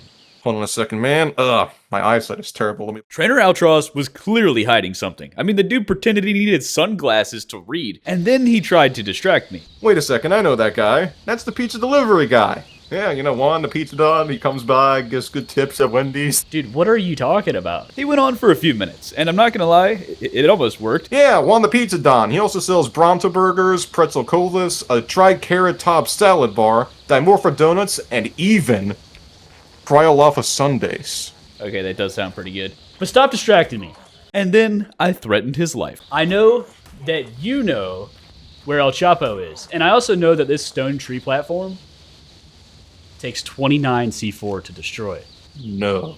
So, Trainer Altross, just tell me when to stop. 1. Okay. Ugh. I knew this was gonna happen. It was a lot easier than I expected, and it's a good thing that worked because I literally only had 1 C4. Look, I'll tell you what you want to know, but you know the rules. Trainer Altross challenged me to a Pokemon battle, and I'm not gonna lie, I was a little bit worried about this one. I may be a level 7 part-time bodybuilder from Wendy's, but you still gotta beat me in a Pokemon battle. You gotta do a superhero landing. Wait for it! Woo! Ghost Malone! Steve Harvey, I choose you. Damn, look at those cannons! Attack! You gotta catch these hands. You don't know the story of Ghost Malone. Run! Colonel Mustard. Purple mustard? What is this, man? What kind of drug addict is this? Ghost Malone! This is why I'm a part-time employee from Wendy's. Okay. Budget Arcanine, attack! Oh, that dude's gonna get destroyed. Bye. Go, Murder Hornet! Gosh, your nose is huge. Rated R! Get him! What? Why is his tongue right there? Oh! Dude, he's licking me! Get him, Rated R! Get him! Attack! Oh! Titanoboa on Trin. I choose you. Ah! I'm too big. I can't hit him. Get him, Rated R. Stop licking me. His tongue is violating me. Oh! No! You may have beaten all my other guys, but you won't survive the wall! Are you kidding me? Are you kidding me? And just like that, Trainer Altross has been defeated, and we were one step closer to saving El Chapo. But what comes next is not gonna be so easy, and you'll see why in a minute. But anyways, Trainer Altross dropped the Motherly Badge, a Water Stone, a Shiny Stone, and a Thunderstone. And it was time to see what else his treehouse has to offer. Hey, how's it going, dude? So, I casually destroyed everything that he owns. And I came out with a Dome Fossil, 103 arcade tickets, 21 Ultra Balls, and more importantly, 1 Master Ball. The most overpowered 100% capture rate Pokeball on the ARK. It takes Element to craft these, so I'm only using it on a legendary. Anyways, next up was Trainer Filipo. What in the tomfoolery is going on over there? Now, I already knew where Filipo's base was because I saw it earlier. It's in the Asado Desert. And it took a second for me to find it again because the desert's so big, but eventually the behemoth gates started to render in. And that's when I saw them. The turret towers. First of all, there's 4 heavy turrets on top of that Titanosaur. Second of all, there's a Titanosaur. But heavy turrets do 4 times the damage of regular turrets, and that's a problem. But to even get over to those, I have to go through 2 different turret towers, and each one of those has a generator protected with the cables running through a central pillar, and it uses large hatchways to cover the entire area, even the sky. There's 36 turrets on that one tower, bro. I'm a bit scared right now. And there was also more than one of these towers, so there's no way I can go around. Not to mention the Rexes and the Rhino that's patrolling the area. This was going to require multiple high-tier Pokemon to take down, maybe even some legendaries. And I'm probably going to need to upgrade my gear as well. Alright, let's get out of here before I start evaporating. Once I manage to take down Trainer Filipo though, we're officially gonna be in the end game. And I don't even want to think about how strong Trainer Granty is gonna be. But anyways, I made my way back to the Poké Center to come up with a plan. And that plan was a list of legendary Pokemon to catch and evolve. And it's not gonna be easy. First of all, I made some more flame arrows, and while those were crafting, I put this Dome Fossil into the reanimator. A few seconds later, Edward Scissorhands has been brought back to life. Bro, why do you look like a praying mantis with a stingray for a face? But Edward marked Pokemon number 42 out of 101. And he was very... well, he was one of the Pokemon of all time. The dude hit decently hard, but he runs like a toddler.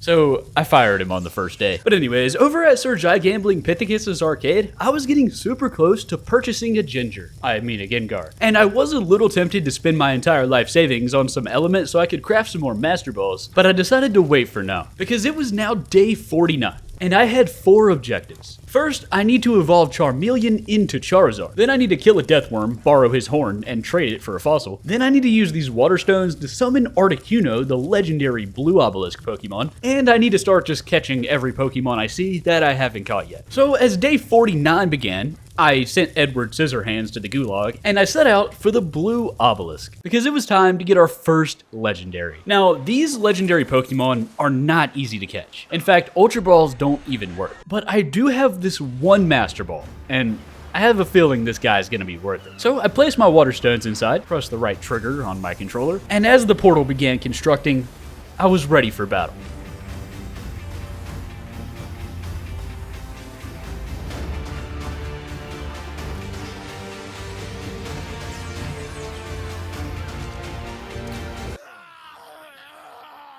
Okay, seriously? Somehow my forearms just died in one hit. And I really wasn't expecting that, so yeah. But anyways, the dude is still spawned in up ahead, and I'm not really sure if I'm ready for this, but I'm gonna give it another shot.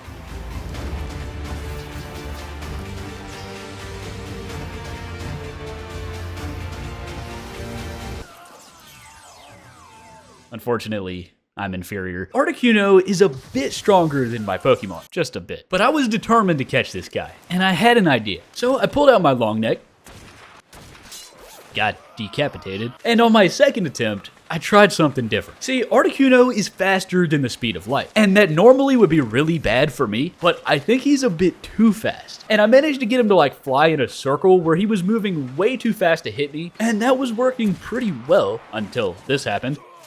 Oh, no, I thought I had him. And to make matters worse, every time I died and then respawned, the dude was fully healed. But I wasn't ready to give up yet, because if this Birdman is gonna play unfair, then so was I. I basically just used the rock as a shield, which made it really hard to actually hit the dude, but it made it really hard for him to hit me as well. And this was going great at first, until, well, this happened. What? Dude, how? Apparently he can hit through walls. And at this point, I was about ready to give up. So I just went to get my stuff back. And that's when I noticed that my bag was stuck inside of a rock. Good times. So I made a stone pickaxe. And I got my stuff back. that included 4 specimen implants. I swear ARK just gives you these to remind you how bad you suck. So on day 50, I decided to head back to the Poke Center and come up with a new plan. But when I made it outside, I witnessed a raptor sending a Darkrai into the 4th dimension. That brother just got destroyed. Anyways, I repaired my armor, and I had this ice orb thing that the Articuno spawner gave me. I don't know what that's for, but I put it in the smithy. But before I let Articuno murder me again, I was flying back through Twin Leaf Bay, and I realized that there's a whole lot of Pokemon here that I still haven't caught yet. So I tried to catch this Abra, which crashed my game. So I loaded back in, and then got revenge by turning him into a well-done steak. And for the next 30 minutes, I used my free will to catch useless and low-tier Pokemon, including the Wolf of Wall Street, Fred Flintstone and his femur bone, this baby Machop, an adolescent Machoke.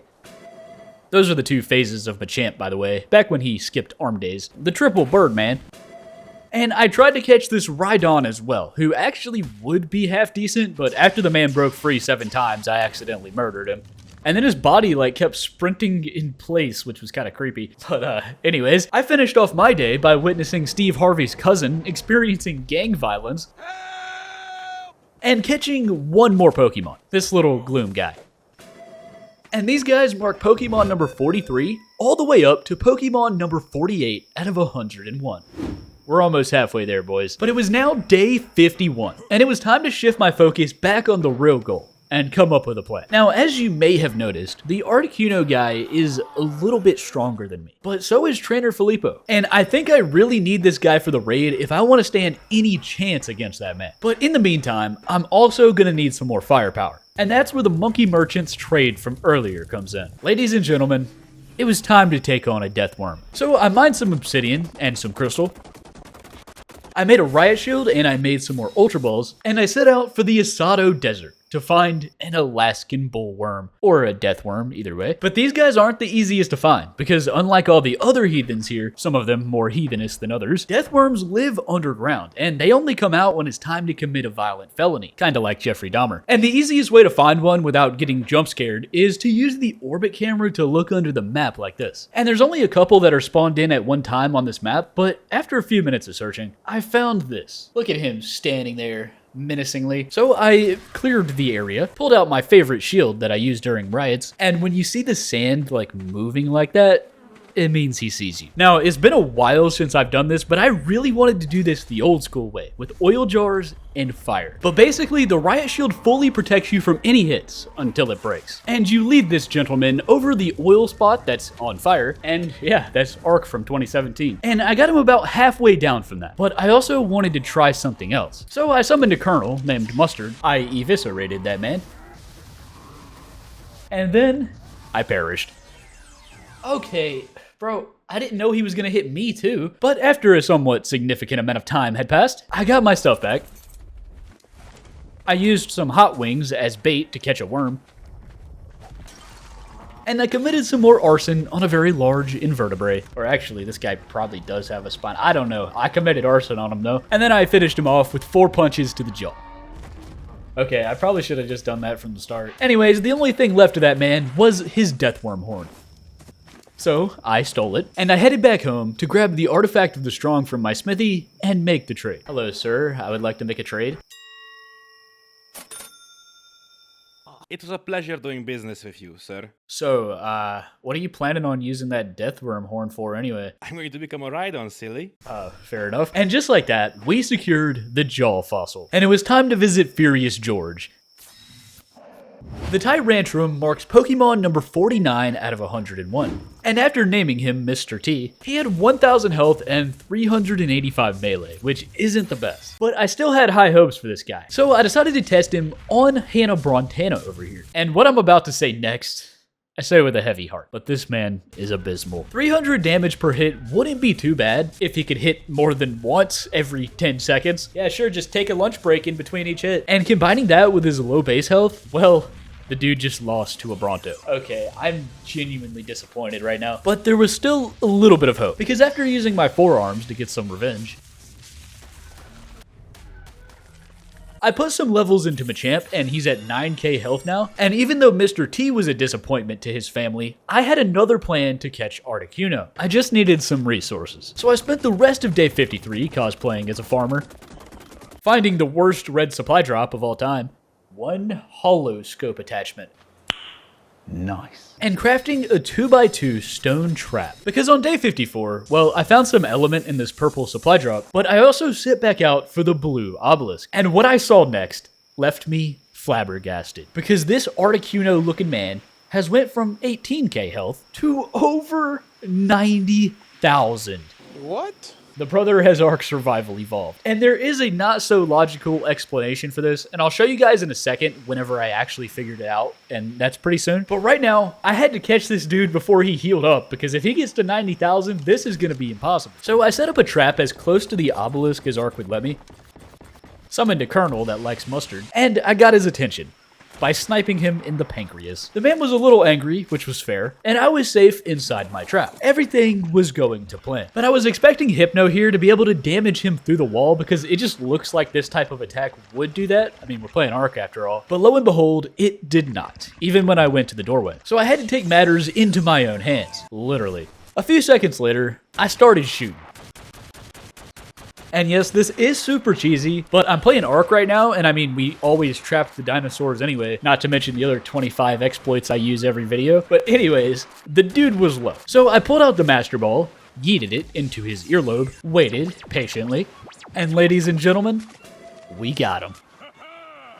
The Articuno marks Pokemon number 50 out of 101, and he's an Ice-type Pokemon, so I named him Frosted Flakes. Okay, so do you guys remember about 5 seconds ago when Frosted Flakes here had 90k health? Well, now he has less than 90k health. 2,000? Seriously? It does go up 400 per level, which is pretty good, actually. But, I mean, dude, that's like a 95% decrease. And even though this was really annoying, what he lacked in health, he more than made up for. Because, first of all, the dude was faster than Aerobite. He wasn't Usain Bolt like he was when he was wild, but the dude's still pretty fast. And when I decided to test his damage on this Blaziken here, he sent that man to the Shadow Realm. In fact, the dude hit him so hard that his body forgot to stop moving. At this point, I really wanted to level this man up and see what he was capable of. So after I decimated a few Poke peasants and some regular peasants, I just realized that the Pokemon don't even have death noises in this mod. But anyways, I even executed the 600-pound War General from day one. And at this point, Frosted Flakes was at 5k health with a whole lot more melee. And for anything that doesn't die in one hit, like this Bronto here, it gives them this freeze debuff, which doesn't even freeze them. The man's sprinting right now, but it does some damage over time, kind of like a bleed effect. But anyways, before we continue, I want to show you guys why the Wild Articuno had 90k health. So Frosted Flakes is about 7k health right now, and so is Steve Harvey. And that's what they are when I throw them out of a Pokeball. But if I reset the server with them already summoned when I load back in, well, Frosted Flakes always goes back into the Pokeball. I don't know why he does that, but everything else, like Steve Harvey, does this. 28k? It literally 4 times the stats that it gives me out of the Pokeball. So yeah, I don't know why it does that, but it's kind of unfair, and I'm just gonna deal with it. So on day 55, I was almost ready to take on Trainer Filipo. I just needed a couple more legendary Pokemon to get into his base and the fight. I also just need 50 more Pokemon in general to catch them all. And that's when I found this level 135 Darkrai with 40k health. Ooh, he might be good to soak the turrets. So I removed his neighbors from the premises, and I began extracting his life while fighting off waves of micro demons. Bro, they just keep spawning. But I got him low, and when I tried to dismount Frosted Flakes so I could catch him, well, I don't even know what to say about this, but this happened. What? I reloaded a backup save. Apparently dismounting Sir Frosted Flakes results in me being sent directly to detention. And at first I thought maybe that was just a one-time glitch, but trust me, it happens a lot. But at this point, I was really far behind schedule, and I needed to catch 50 more Pokemon before day 100. So I made my way to the Green Obelisk, where a bunch of new Pokemon spawn in, and I dedicated the next 3 hours of my life to just catching up. Ladies and gentlemen, it's time to catch them all.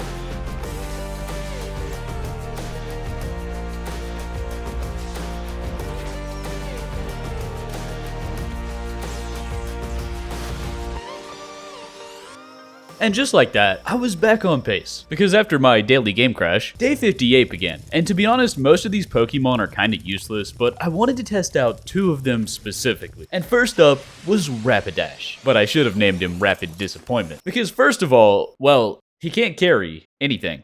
Like, at all. Like, it's pretty sad. But when I dropped all of my stuff just to ride the dude, I expected him to at least move rapidly. He did not. Are you serious? So I sent him to Uganda. But there was also Mr. Mime, and I wasn't expecting huge things from this creepy young man, but I was expecting him to at least be decent. So I whistled, giving him permission to commit assault, and then he did this. Does that say 17?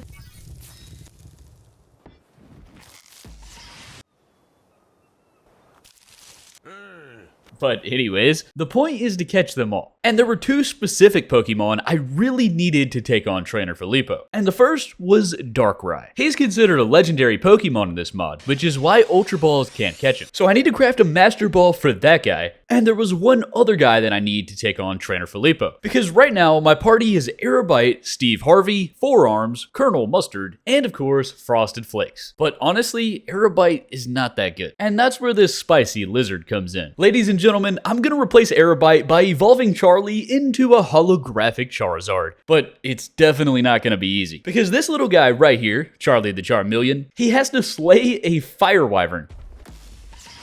And the brother isn't exactly in peak physical shape. Why are you running? But I had an idea to help him get the kill. So I applied for a part-time job as a stone farmer.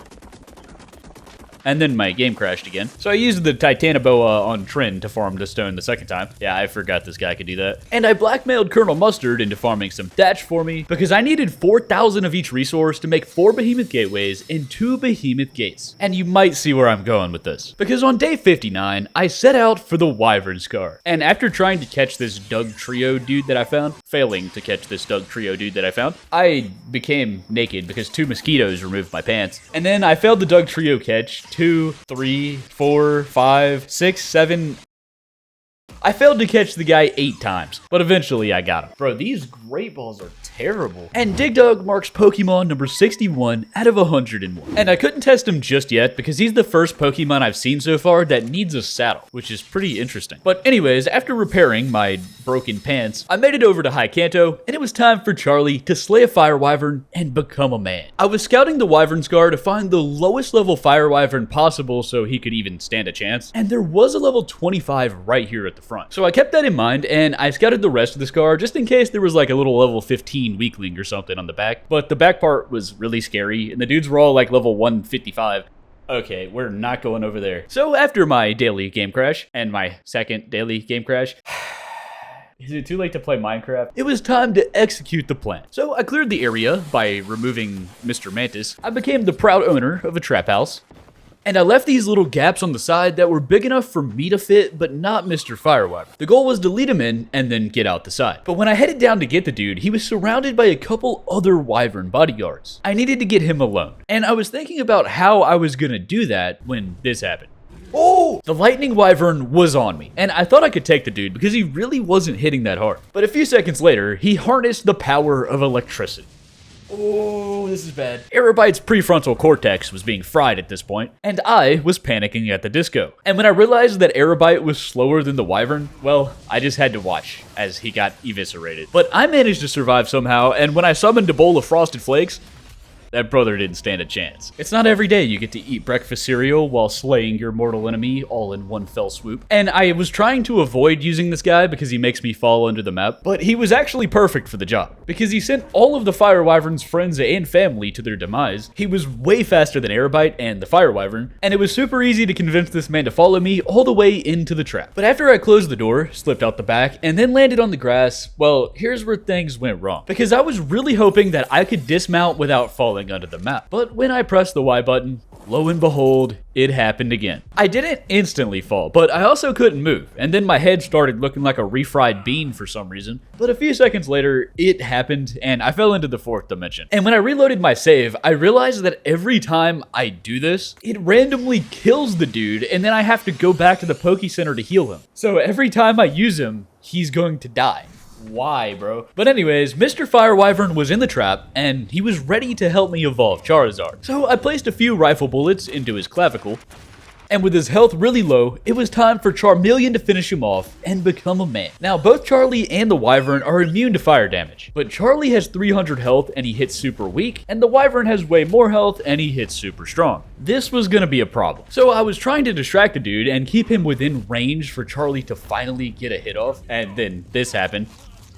I got deleted. We're not going to talk about that. And by the way, my game just crashed 4 times in a row. But anyways, it was time for round 2. And this time, Mr. Fire Wyvern was on less than 100 health. I really thought we had it this time. But the problem is, the Fire Wyvern attacks by flying above his target, putting him out of Charlie's range. And yeah, Charlie just got one shot again. And now, since Aerobite and Frosted Flakes are both incapacitated, it was going to be a really long trip back to base to heal them. But 15 minutes later, hey, how's it going, dude? I made it back, I healed up Charlie and the Flyers, and I realized that I probably don't want to go all the way across the map every time I fail. So I unlocked this Engram for a Pokemon healing station, which costs 100 electronics. I spent my entire life savings crafting it, and then I flew back to High Kanto, trapped this Fire Wyvern again because he escaped somehow, and I set up the healing station. I probably should have made a bed too, but I guess this is fine. The Fire Wyvern was already healed up from last time, so I used this degenerate as a volunteer and tested how much damage Aerobite could do per hit. It was 580, so I waited until the Wyvern healed above 600, gave him a quick little slap, and then, well, the dude got one shot again. Oh, this is so annoying. I spent the next 15 minutes absolutely destroying Charlie's kill death ratio. Bro's 0-32 right now, by the way. And at this point, I was about to give up. But I decided to give it one last shot. And this time, Mr. Fire Wyvern was running away, which allowed me to smack him in the ribcage. And when he was really, really low health, well, I wasn't expecting much. But the dude started flying away, and Charlie stepped up to the plate. Oh yes, let's go, Charlie. Charlie is now 1-32. But more importantly, he's ready to evolve. So after trying to catch this Raichu on the way home and failing 6 times in a row, and then watching him jump off of a mountain and then proceeding to watch him get eaten by a Carno just to avoid becoming my friend, I wasted the rest of my Great Balls trying to catch this Abra. I failed, of course. But anyways, I made it back to base.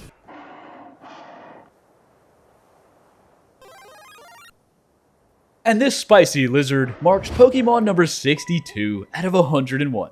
Guys, I finally have a holographic Charizard. I really hope this dude is good. Charizard can actually be dismounted without breaking the fabric of reality, so that's pretty nice. And he has a base health of 8k, which is also pretty nice. But now it was time for the real test, his damage. Now, at first, I thought I just got scammed, because his bite attack only does 90. Frosted Flakes does 2000, by the way. But then I realized that he not only has 2, but he has 3 different attacks. The left trigger does a tail swoop, and that does like 70 damage, but per tick. And the C attack is like a Fire Wyvern Fire Breath. So if you catch the dudes on fire, and then you spam the left trigger doing the tailspin attack, the brother does 1000 damage per second. So I leveled his health up a little bit more, and I started leveling his melee so he can become the best arsonist in town. And at this point, I think I'm ready. I'm ready to take on Trainer Filipo. Because back at the Poke Center, I put Aerobite into his retirement home. Thank you for your service, buddy. And I figured out the last 2 steps of my plan. The first is to make enough healing potions to put Steve Harvey's body through World War III. And then I just need 1 backup Pokemon Soaker, just in case Steve doesn't make it, which is highly likely. And I think I know exactly who that's gonna be. Because Furious George has 1 more option at the Reanimator. And it's this guy. What's his name? Her name is Brontana. Hannah Brontana. The Auroras has a pretty high base health, and that's exactly what I need. So I headed over to Mr. Monkey Merchant, and I was hoping there was one last trade for the last fossil. Hey, you got any of them sale fossils? And he just so happened to have 1 in stock for the small price of 1 artifact of the Devourer and 1 Giga Heart. Bro, the Devourer, that's at the bottom of the ocean. And you want me to kill a Giga? Oh, that's my bad. You see, I thought I was talking to a man, but let me just correct this real quick. So in a Juztify, male, So, let's pick a quest from the kids menu. You think you can manage that, little guy? So, I began my quest to take on the 7 Seas and to take on a Giga, which I think I'm going to do that one first. But as I was leaving the Poke Center that day, I saw the castle next door. It was infested with Batman's degenerate stepchildren. Now, I've been avoiding this castle for the entire video for obvious reasons, but Charizard really needs to level up, and this seemed like a pretty good opportunity. So, I flew in, started spamming the left trigger, and a few seconds later, this happened. Those brothers were angry, and it was like a tornado. A perfect storm of heathens falling from the sky, flames flying high, and one spicy lizard. I wasn't expecting this to be difficult at all, but they actually hit pretty hard, bro. And, well, Charizard died. And then I forgot my parachute, which made skydiving a lot less enjoyable. But anyways, I had to reload a save because my body fell under the map for some reason. So Charizard didn't even level up from that, but either way, it was time to find a Giga and steal her heart. So I set out, back over to the Green Obelisk where I got brutally murdered on day 32. And it was now time for some revenge. My first bowl of Frosted Flakes froze Mr. Giga in his tracks. But even with 3,000 damage per hit, this man has 80,000 health. And when the freeze went on cooldown, he started fighting back. This was gonna be close.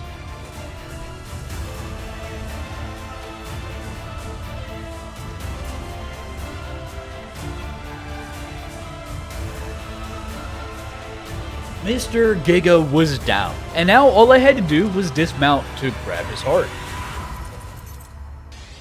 Or not. When I loaded back in after experiencing the 4th dimension, I thought the dude's bag like despawned or something because I couldn't find it. But after wandering around like an idiot, I realized it was just inside this rock. But anyways, I now have the heart of a Giga. And while I was here, I found this Magnemite dude who I haven't seen yet. Kidnapped him. And Magnar the Magnet Magnemite marks Pokemon number 63 out of 101. Big profit. Also, there was a Pidgeot here, who's normally like the starter flyer, but I haven't caught him yet. And he took 7 entire Ultra Balls for some reason, but Pidgeot marks Pokemon number 64 out of 101. And even though his damage was pretty bad, he kinda looks like this Argy. In fact, he can even pick up other Pokemon just like an Argy. Ooh, that's actually pretty cool. So I named him Hawk Hogan. And then I put him in retirement. But anyways, it was now day 64. And here's where things get interesting. Because it was Big Bertha time. Meaning, we're gonna swim into the Mariana Trench, and we're gonna find the artifact of the Devourer. And then we're gonna trade it for the Sail Fossil. So I made a couple backup scuba tanks in my fabricator. I made some more Ultra Balls just in case we find any water Pokemon. And I headed down to the Great Ocean Blue. Big Bertha, I choose you. Bars. Big Bertha is kinda slow, but I made my way across the west side of the ocean, and somewhere along the way I came across this little inlet area that was infested with Big Bertha's foster family. And that's when I realized, oh, I completely forgot about catching the water Pokemon. I wasn't sure how many of them there are in this mod, but there was a Lapras here and this Tentacle guy. But there was one major problem. Big Bertha is way too powerful. So I tried summoning Forearms to lower Squidward's health, but he was too powerful too. And Colonel Mustard, I mean, that dude can't even swim. What a loser. So at this point, I thought I was thoroughly cooked. Medium rare. But then I noticed that Lapras was fighting Big Bertha's uncle over there, and they were both already pretty low. So I interrupted their brawl with some drive-by enslavement. I failed. I tried again, and I watched as the Pokeball fell down into the abyss. But a few seconds later, it actually worked, and Lapras marked Pokemon number 65 out of 101. And I never thought I'd say this, but I'm really happy that this dude doesn't hit very hard.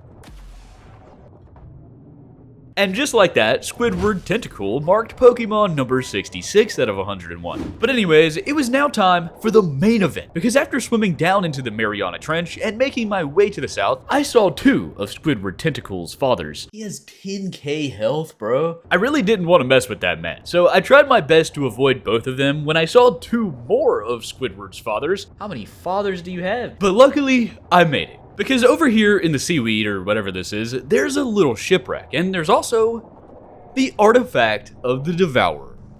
And now I just gotta get out of there. One of the Tusos did try and strangle me after that, but all of these deep sea water creatures aren't allowed to go too high in the ocean. So I just swam straight up until he left me alone, and I made it back to the surface and swam to shore. And then my game crashed. Good times.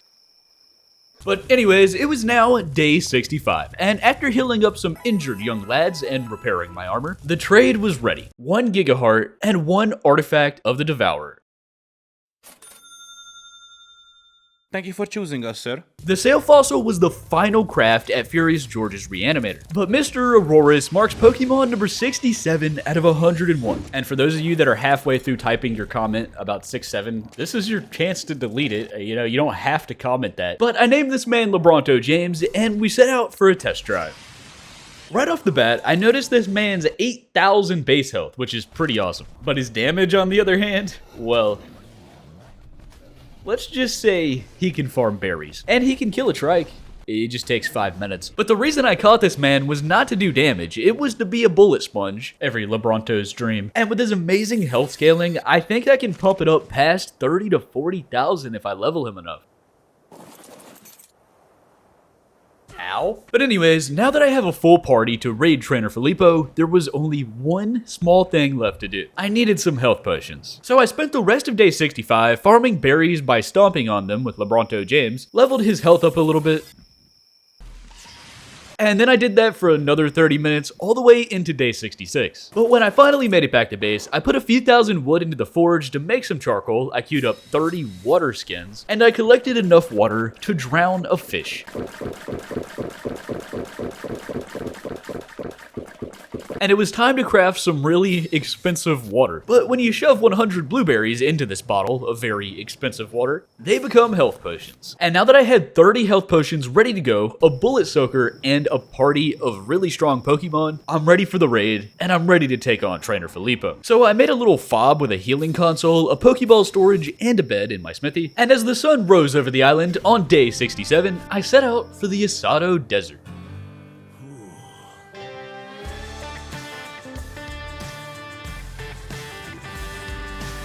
Trainer Filipo had a lot of turrets. There were 32 firearms on just the South Tower alone. Hashtag purebred American. And the Titanosaur in the middle had 4 heavy turrets. And those do 4 times the damage. Also, I was evaporating as we speak, so I kind of needed to get moving. So I set up my FOB, that stands for Forward Operational Base, by the way. And then I realized that I forgot to bring the cables to turn on the generator. A few moments later, the FOB was ready, and now that I have this Poke PC, I can access all of my Pokeballs from the Poke Center from anywhere I place it down. It's kind of overpowered, but I'm gonna need different Pokemon for the raid than for the Pokemon battle, so it makes sense. Because with everything ready, I summoned Lebronto James. And I was gonna go through this gate right here on the west side, because I only have to take down 1 turret tower and then the Titanosaur. So ladies and gentlemen, it's time for glory.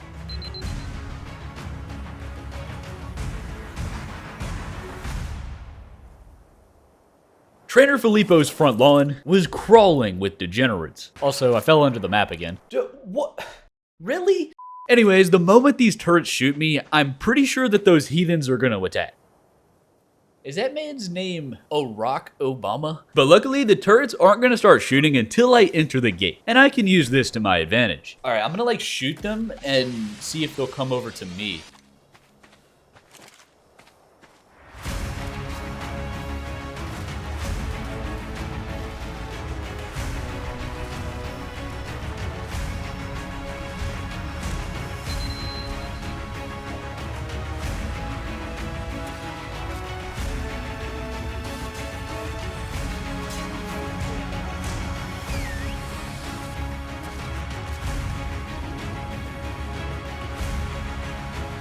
And just like that, the rest of Trainer Filipo's civilians were a bit outside of my range and the path was clear, and I could focus on the turrets. So I summoned Lebronto James, whistled loudly,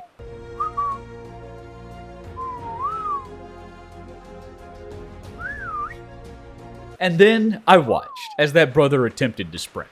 Bro, why does he run like that? Anyways, the turrets disintegrated that man in less than 5 seconds, and that's not a lot of time at all, but I think it just might be enough. And you'll see what I mean in a second. So I gave Lebronto James a band-aid to heal his 374 gunshot wounds, and this time around, I'm gonna lay some C4. At least that was the plan. But Lebronto's hitbox didn't let me run past. And then I got gunned down in the desert streets and I got deleted. And by the way, I'm not going to show you guys every time I come back from death because it happened a lot and it takes forever. But basically, I used Aerobite to fly over and then I shot a grapple into someone's corpse. And then I got my stuff back and I put Aerobite in the Poke PC so I could get him from the Poke Center for next time. But anyways, after chugging this health potion to get me back up to full health, I tried 2 more times to run the turrets.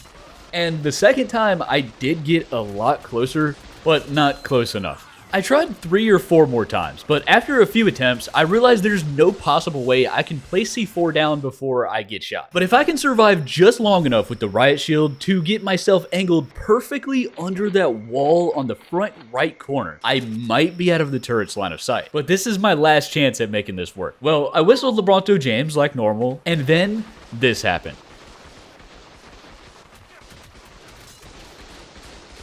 I made it. I was at the corner, hiding from the turrets. So I placed 3 C4, which is just enough to destroy a metal wall, and then, well, I stood there, unsure of what to do next. If I tried to run away, I was gonna get caught in 4K by 32 auto turrets. But if I blow the C4, I'd become a Juztify pancake. And at this moment, I realized what I had to do. Goodbye, cruel world. Anyways, I respawned again, and to my surprise, all the turrets on the south tower were unpowered. So I stole 900 gasoline from Filipo's non-existent generator. Hey man, that stuff's expensive nowadays. I healed up Lebronto James, and then my game crashed. But now there were still 2 more problems. First of all, there's some degenerates in the back of the fence. Elon Mosquito, the Ice Truck Killer, and Dexter Morgan. Okay then. So I decided to start out by exterminating the serial killers. And that didn't work because the Mantis had Ascendant Sword, so they hit super hard, but they also didn't have that much health, and Charizard was able to take him down pretty easily. The Rexes were pretty straightforward as always, and I'm pretty sure that Trainer Filipo forgot to put Elon Mosquito on aggressive, because that brother just sat there while I sniped him in the thorax 8 times, and now there was only 1 target remaining, Mr. Titanosaur. Now, heavy turrets shoot 4 bullets at a time, and that means they do more damage, but that also means they run out of ammo 4 times faster. And the idea was that I was going to sit here with Lebronto James just soaking the turrets until he gets really low health, and then I was going to pour this bottle of blue Gatorade down his esophagus, and that would have worked, but then he randomly just died. Like, he still had 5,000 health, and he just randomly just died. I don't know. What just happened? And I'm not sure why it did that, but I tried again, and this time I waterboarded him with a potion of life when he was around 8k health. And most of the time in ARK, you can't heal things up while they're taking damage, so this is kind of overpowered. But the turrets were doing 900 damage per shot, and for the next 10 minutes of my life, I watched Lebronto James put his body through World War III, become addicted to pain medication, and drain every last bullet from all 4 of the Titanosaur's heavy turrets.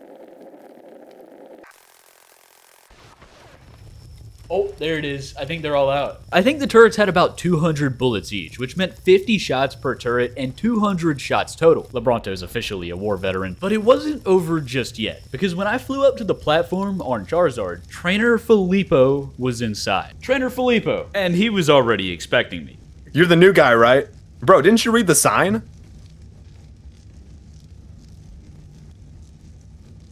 This is my own private domicile. And I will not be harassed. Bit. I don't like rain or spaghetti, but I do love goth chicks. Alright, well you better call Saul then. Look man, I'm looking for someone, and you're gonna help me. Have you seen this man? Just like everyone else, Filipo pretended not to know. Maybe. I don't know. What's his name? So once again, I threatened his life. I know you know something, and you're gonna tell me what you know before I take down this entire base. Okay. My intimidation tactics were getting pretty good. I'll make you a deal. Filipo clearly knew something, but he refused to tell me in the presence of his private domicile. He wanted to meet up somewhere more secluded. Meet me in the labyrinth at 8 o'clock on day 74. Don't be late. I didn't know it at the time, but Trainer Filipo was leading me into a trap. But I needed to save El Chapo, and it was a risk I was willing to take. Oh, and one more thing. Yeah? Why are you wearing shoes? Wait, what do you mean? Bro, you're only wearing shoes. Put on some pants, man. I don't have any spares. Take mine. And just like that, Trainer Filipo ran off into the sunset. Well, after he found my graveyard. Bro, what happened here? What workouts did you do to achieve this physique? and it was already day 70. So I wasted no time and repaired my armor and weapons. I replaced LeBronto James with Hot Wings because he's too large to fit inside of a cave. And with everything ready, I set out for the Asado Desert again. And if you've never done the labyrinth before, it's inside this like ordinary looking rock. You just crouch down, you walk under the little ledge here, and it's a cave. But inside this cave, right past the giant spikes that are trying to impale me, there's a hidden puzzle room. And Trainer Filipo was at the end of this puzzle. Now, I've already done this before, so I already knew this first area. But basically, there's a bunch of buttons on the wall, and you have to press them to spell the word grata. I don't know how someone figured that out, but anyways, it was time to get started. So I pressed the G, and then I did some Minecraft parkour over these ledges onto the button itself, and then over the wall so I could press the R. Then I pressed the A, then I pressed the T, and finally I jumped onto the T up this wall ledge thing that I walked around, crouched underneath the U, and then jumped right across this gap in the middle to find the final button. A few seconds later, a secret door opened down below, and I did what anyone would do in this situation. I jumped into the random hole that fell 100 foot underground, and now since I can't get back up, there's quite literally no turning back. But the next area was another puzzle, and in this room, they immediately hit me with some late night deep thoughts. We crucify ourselves between two thieves, regret for the past and fear of the future. But in this room, you have to crawl so the giant statue doesn't look at you and then incinerate you. And you just press this button over here in this corner, and that opens the door on a timer, and then you crawl to the door on this exact path to not make Mr. Statue mad, and you hope you get there before it shuts. I also have no idea how someone figured this out, and that was going pretty well. But as I got close to the end, I got a little bit off of the path that you're supposed to go, and then this happened. Ooh! You done messed up, AA! But luckily, I had some of LeBronto James' blue Gatorade, and it saved my life. Dude, that was so close. I must have went off the path or something. But either way, I made it. And for this next area, it was just a little bit more parkour, but the room is so dark that I didn't realize my eyes were even open, so I had to do it with my gamma on 5. I did fall a few times in here, but overall, it's a pretty long parkour course, but it's not too crazy. Big profit. The next area is a bit different, and it's gonna spawn a ton of bats. So for this one, I summoned Charizard to distract him, sprinted past, and opened the door. But as the door opened, I realized something. Oh no, Charizard's gonna get left behind. So I whistled Charizard to follow me, and long story short, I didn't think this through. Because whistling Charizard also means I whistled the bats. And the bats don't like me very much. And when I tried to ride him and fight them, well, the cave doesn't allow flyers. So I dismounted, and this happened. Oh, what? Why did I do that? It took a while, but on day 72, I finally made it back. And at this point, we were almost out of here because the next room was just a trap that wanted to murder me. And I already knew that was gonna happen, so I grabbed the supply drop, hit the correct button over on the corner, and if I hit any of the other buttons, I would be in the Shadow Realm right now, by the way. But I continued on, and I entered this door on the right. And this area is a giant maze with button doors everywhere. It is kind of difficult if you don't know where you're going, but it's also kind of boring, so I'm just going to skip most of it. But while I was in here, I found some supply drops, and I executed some degenerates. Good times. On day 73, I found myself at the final puzzle. The puzzle of sacrifice. I completely forgot about this one, but you can either sacrifice a tame, most people do a dodo, or you can sacrifice a human. And since I don't have any tribe members to sacrifice to the ARK gods, or just friends in general, I have to sacrifice one of my Pokemon, and I won't be able to use them in the final battle. So I sacrificed Hot Wings. He's probably the worst one I have on me. And after he became medium rare, the door opened and there was one final room. Now, I wasn't prepared for this room at all because it's pitch black even at Gamma 5. And I didn't bring a flashlight. I thought this was the end, but I searched my inventory for anything that gives off light, and luckily I had some flame arrows. Now, they don't give off that much light, but when I shoot them into the eye socket of the local miscreants, I can use them as a flashlight. Victory! So that's what I did, avoiding the pressure plates so I don't spawn too many bats. And when I made it to the back and I pressed the final button,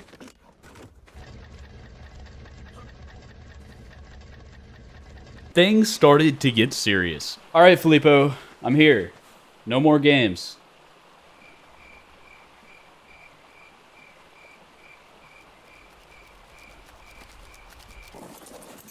Dude, seriously, where are your pants?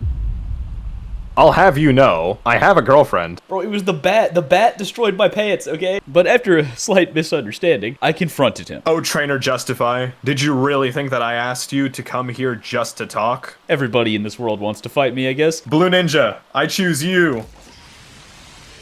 Colonel Mustard, I choose you. Yeah, that was pathetic. Ruckhard, I choose you. Pause. Okay, hold on. This thing has like the turning circle of a boat. Okay, point of view anyway.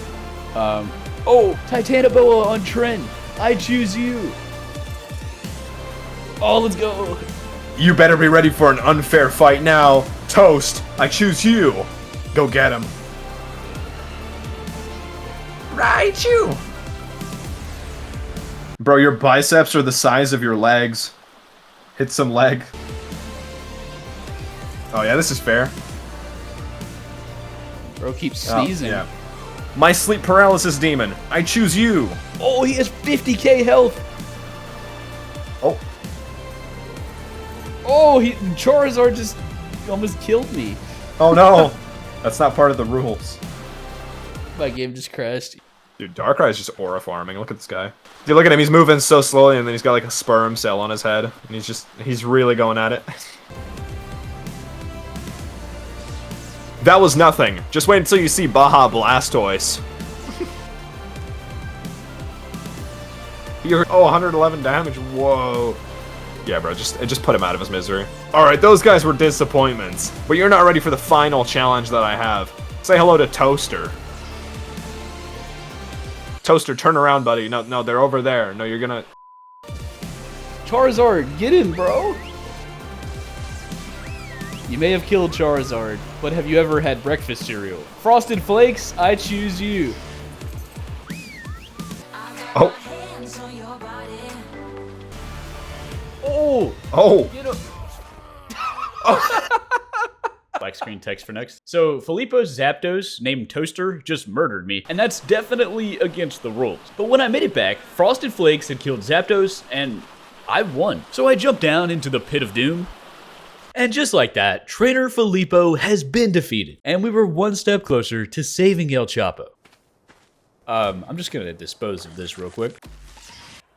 Because after taking my squad on a field trip to the doctor's office and repairing my armor, it was time to take on Trainer Granty, the most powerful trainer in all of Ark. And he lives in the Paldea Ice region. And in Ark terms, that's the murder snow. We're in the final stretch, boys. So after taking a long look at what Trainer Filipo left me in his inheritance, I had a Crimson Badge, a Shiny Stone, a Firestone, 2 Thunderstones, 375 arcade tickets, and 3 Master Balls. Okay, I can use the Master Balls on legendaries. The 375 arcade tickets brought me to just over 500 total at Sir Gigambling Pithecus's arcade. Well, look who is back. You know, I ain't supposed to do this, but you're a good kid. Machine number 2 is on a lucky streak. But let's keep this between us, okay? Go and knock yourself out, have fun.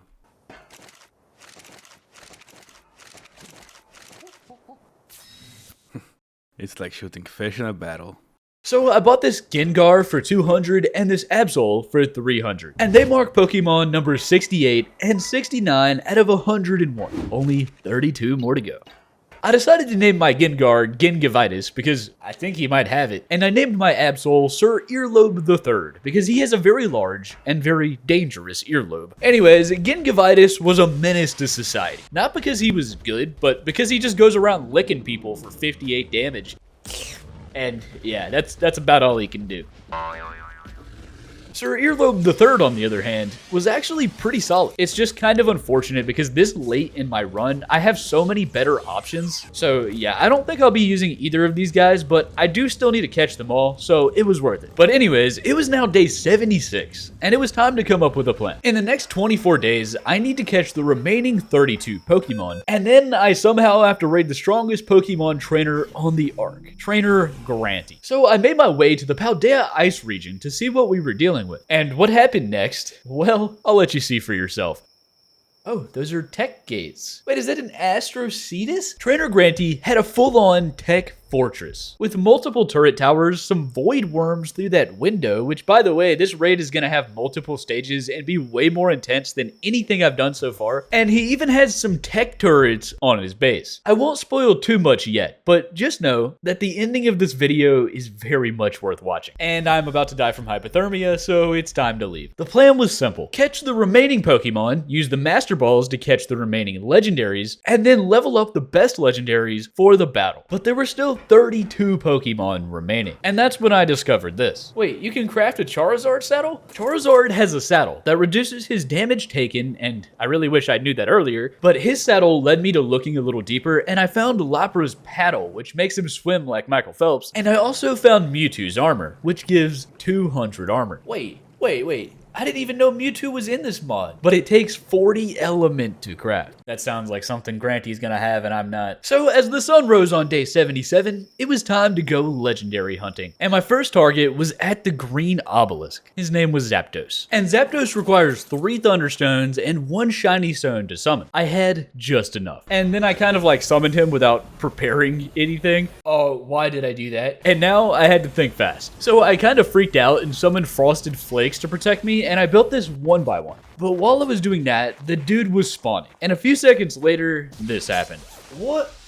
Yo! Zapdos just zapped my breakfast cereal. He did 20,000 damage? How am I still alive right now? Zapdos was slightly stronger than I. So I decided to just do what I did last time and sit inside the box while he does 360 no-scopes. But after I got his health pretty low, the dude started running.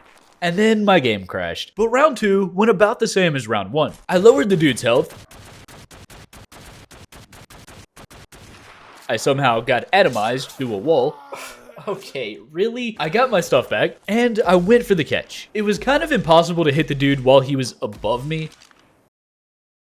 At least that's what I told myself. It might be a skill issue. So I made him angry again by putting a simple rifle bullet inside his left kidney. And then, well, I just kept trying, hoping to get lucky. And a few attempts later, I got him. Big profit. Zapdos was Pokemon number 70 out of 101. And even though he's fast, he's nowhere near as fast as the wild one, and he also only has 1 attack. But I think that this 1 attack might be the best one in the game. Bro, this dude is a menace. His health scaling was pretty decent per level as well, so I wanted to get it to around 20 or 30k to use against Trainer Granty. But anyway, since the dude sends his enemies into the electric chair, I decided to name him Thunder Thighs. And as long as the brother doesn't make me fall under the map like Frosted Flakes, he's gonna be my new daily flyer. Sorry, Charizard. But it was now day 78, and there was another legendary on the list, and her name is Mewtwo. Now, Mewtwo just kind of spawns. She's not like the other girls. I mean, the other legendaries. And that's kind of a problem, because on my Dino Finder, there's only 2 spawned in on the map, and they're both level 55. So I decided to go for this one, and if I find a better one later, maybe we'll upgrade. But this Mewtwo was over by the southwest, next to a Raichu that was sneezing 9 times per minute. Bless you. Why do we even say bless you when people sneeze? Like, that doesn't even make sense. Anyways, sorry, I got distracted, but Mewtwo was fighting Mr. T's uncle, and she lost. God rest her soul. So it looks like I'm flying across the map today. The other Mewtwo on the map only had 600 health, which is not a great sign, and I'm also worried I'm gonna accidentally kill her in 1 hit. So I decided to use a flame arrow instead of my long neck, and the moment her health dropped below half, I sent a Master Ball directly into her eye socket. And now it's time for the big reveal. Is Mewtwo any good? And the answer to that question is, I don't know, because she disappeared. What? At first I thought the game like glitched out or something, and I lost my brand new Mewtwo. But what actually happened was that I went over the 6 Pokemon limit, so it just sent her into my PokePC. Oh, okay, that makes sense. But anyways, it was now time for the big reveal. And I'm not gonna lie, I was a bit disappointed because she looks super cool and the flying animation is pretty cool as well. But she's also slower than my 78-year-old math professor, and overall a really solid Pokemon, but a really disappointing legendary. She clearly doesn't skip leg day though. And Mewtwo marks Pokemon number 71 out of 101. And maybe I'll make the armor if I can get 40 element. But at this point, day 78 was already coming to an end. And I still have 30 Pokemon left to catch if I want to beat this challenge. And most of them are absolutely terrible. So I put up everyone except for Thunder Thighs so I could make some space in my inventory. I equipped some Ultra Balls, and it's time to catch them all. Because I need to fully focus on Trainer Granty, and these guys are all I have left. So ladies and gentlemen, it's time for an epic enslavement montage.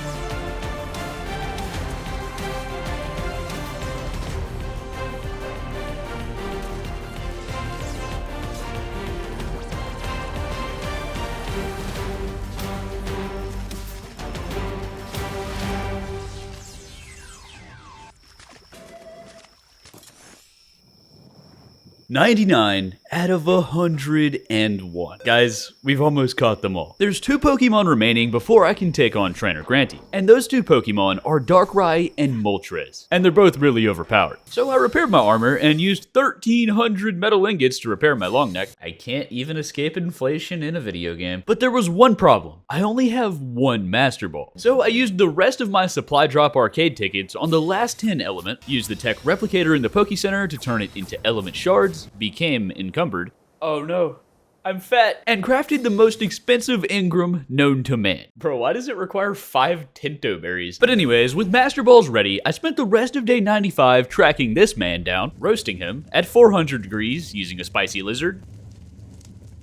Oh, sorry about that. And when he was below half health, I threw a Master Ball at the back of his noggin. We instantly became besties. Darkrai marks Pokemon number 100 out of 101. And after what Filipo said earlier, if you look at him, he's moving so slowly, and then he's got like a sperm cell on his head. And he's really going at it. I just can't call him anything else. So I named this man Aura Farmer.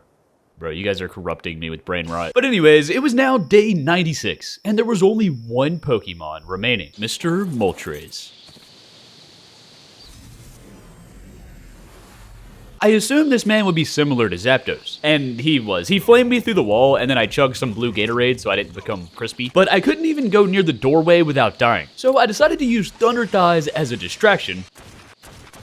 It didn't take long until Thunder Thighs got smited out of existence, but Moltres was below half health, and after a few attempts, I got him.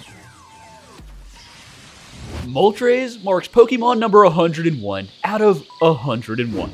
We've officially caught them all. So I named this fine gentleman Spicy McChicken, and at this point, there was only one thing left to do. It was time to save El Chapo from the number 1 ranked Pokemon trainer on the ARK, Trainer Granty. So I spent day 97 just getting everything ready, picking the right Pokemon, and doing a trade with the Monkey Merchant for some fur armor. We appreciate your business, Trainer Juztify. It's pretty much impossible to survive the Ragnarok snow unless you have Ascendant fur armor, so yeah. But approximately 45 minutes of pure grind later, everything was ready. But it was time for the moment of truth. And I was terrified of what lied ahead, because I've spent 97 days preparing for this one moment. And if I fail this raid today, I won't have time to restart. This is my one and only shot.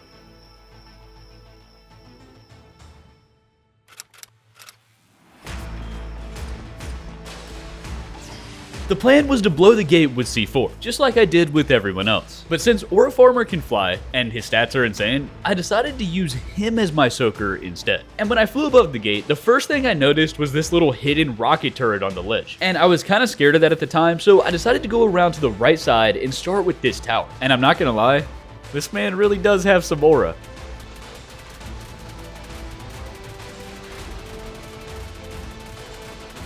Aura Farmer was taking the bullets like a man. And even though they were doing like 5,000 damage per second, like it was pretty insane, the brother was unfazed. It took about 5 minutes to soak that tower, but I just kept feeding him some blue Gatorade every time his aura got low, until eventually the turrets were empty, and so was my stamina. But there was now another problem. The 2 tech turrets on top of the gate deal 750 damage per shot, and they do significant knockback, and I have no idea how much ammo they have. I tried getting super close to the gate to block their line of sight, and I think it worked, but I was super nervous to dismount, especially with that other turret tower over there staring at me. He's over here licking his lips and stuff. So I decided to just take it slow and soak everything. The amount of damage that Aura Farmer has taken at this point was both comical and astronomical. But eventually I got closer, and at one point the rocket turret over there started destroying its own turrets trying to hit me. And most of the turrets were soaked by now, but I thought it was kind of funny to use Granty's hidden turret to destroy his own base. So I was trying to like angle it towards the main pillar. And after I soaked the rest of the tower, I started like circling the base of this tech pillar, gaslighting this rocket man into friendly fire. And that was pretty fun until I realized that the pillar has 30k health. Oh, okay, yeah, never mind. But at this point, the turrets were all out of ammo, and it was time to strike. I decided to try knocking politely first, but Granty didn't answer his door. So I landed by the gate and gently placed some explosive devices on Granty's doorstep. And Aura Farmer dropped some aura on his doorstep. Bro, what are you doing? We're in the middle of war right now. And why do your legs look like PVC pipe? Everything was ready. And it was time for one last raid. Spicy McChicken, I order you.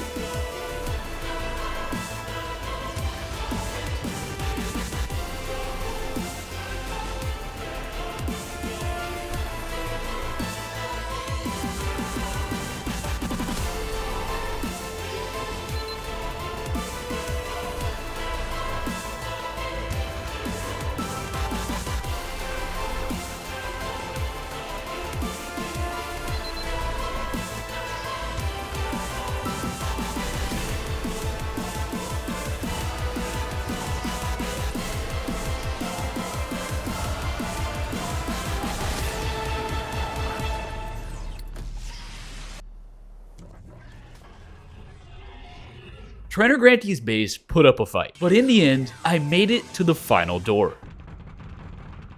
But I really needed to heal up my Pokemon as well. So I stole this tech Giga Egg that was 3 times the size of my body, ate the entire thing in one bite, and I made one final trip to the doctor's office, because when I made it back, day 100 began. And to my surprise, the door was now wide open. And going into this raid, I was pretty confident, but the truth is, what awaited at the end of that hallway, I could never have been prepared for. Granty's office was straight out of a sci-fi movie. There was a bunch of these weird crafting stations that I've never seen before in my life. There was a giant statue of Kipper, and there was a dead guy, for some reason. So, you're the new Pokemon trainer everyone's been talking about.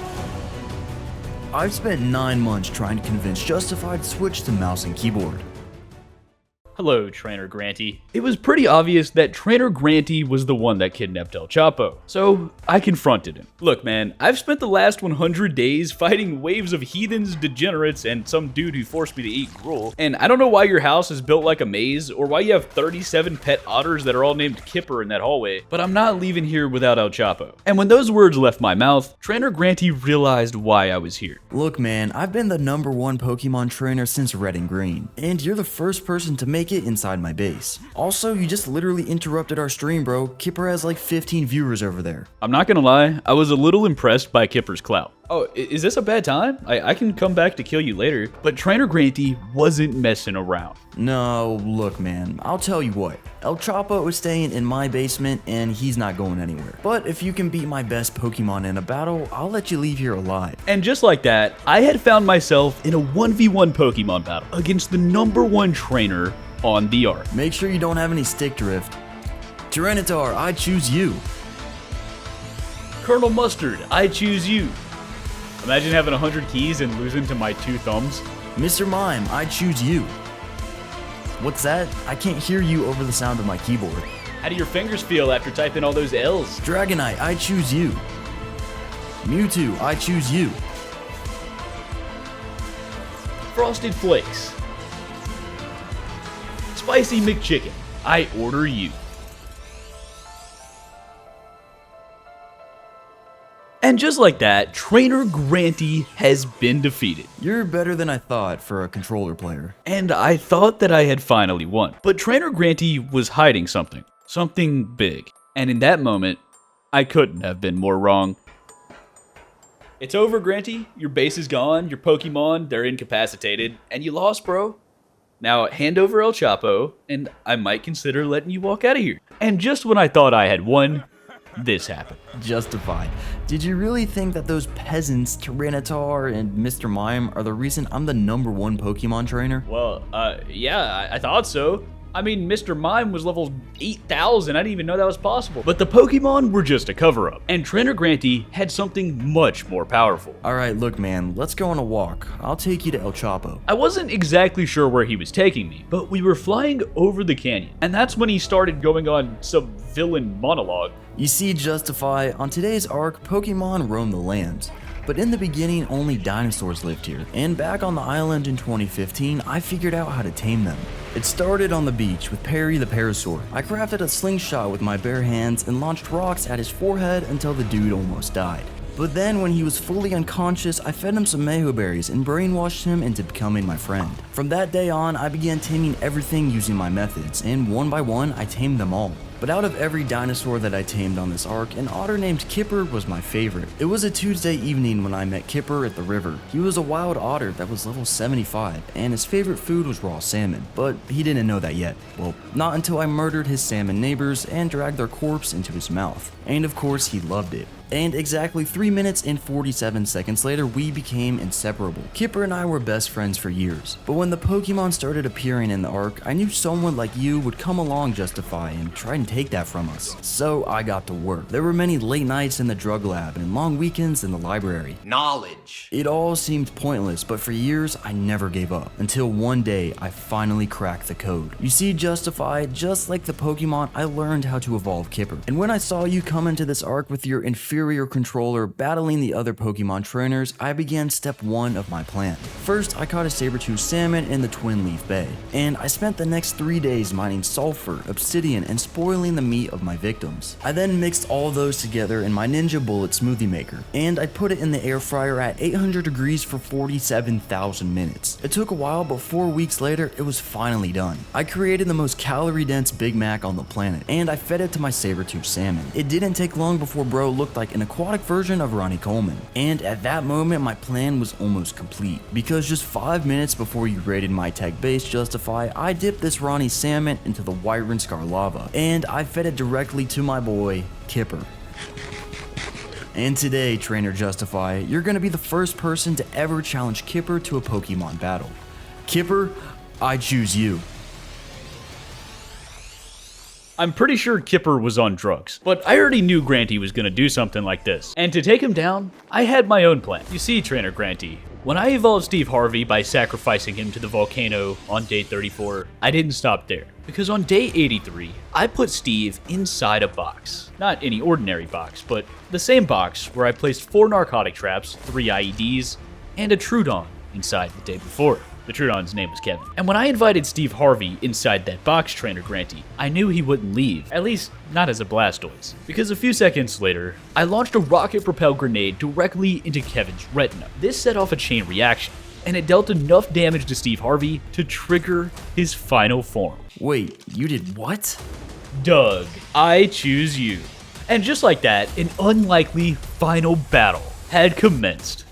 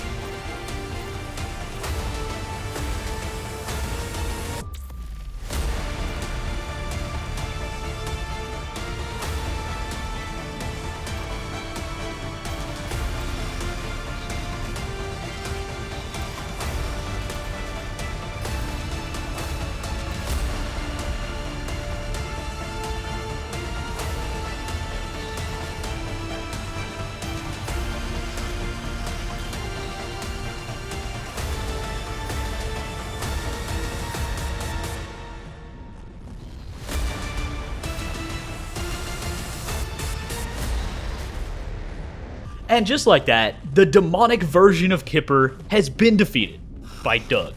And I managed to find El Chapo being held hostage in Ghoul's tutorial cave. Hey buddy, it's me. I'm here to save you. No thank you. I would much rather stay with my new friend Granty. Wait, what? Dude, why? Well, I hate to be the one to tell you this, but it's because he doesn't play on a controller. I know, right? What a loser. They ask you how you are, you just have to say that you're fine when you're not really fine. So just like that, trainer Granty and El Chapo ran off into the sunset and lived happily ever after. And as for trainer Juztify, well, he spent a few years on the streets as a homeless retired Pokemon trainer until he eventually found someone to take him in. Wait, that's the ending to the video? I don't want to live with this guy.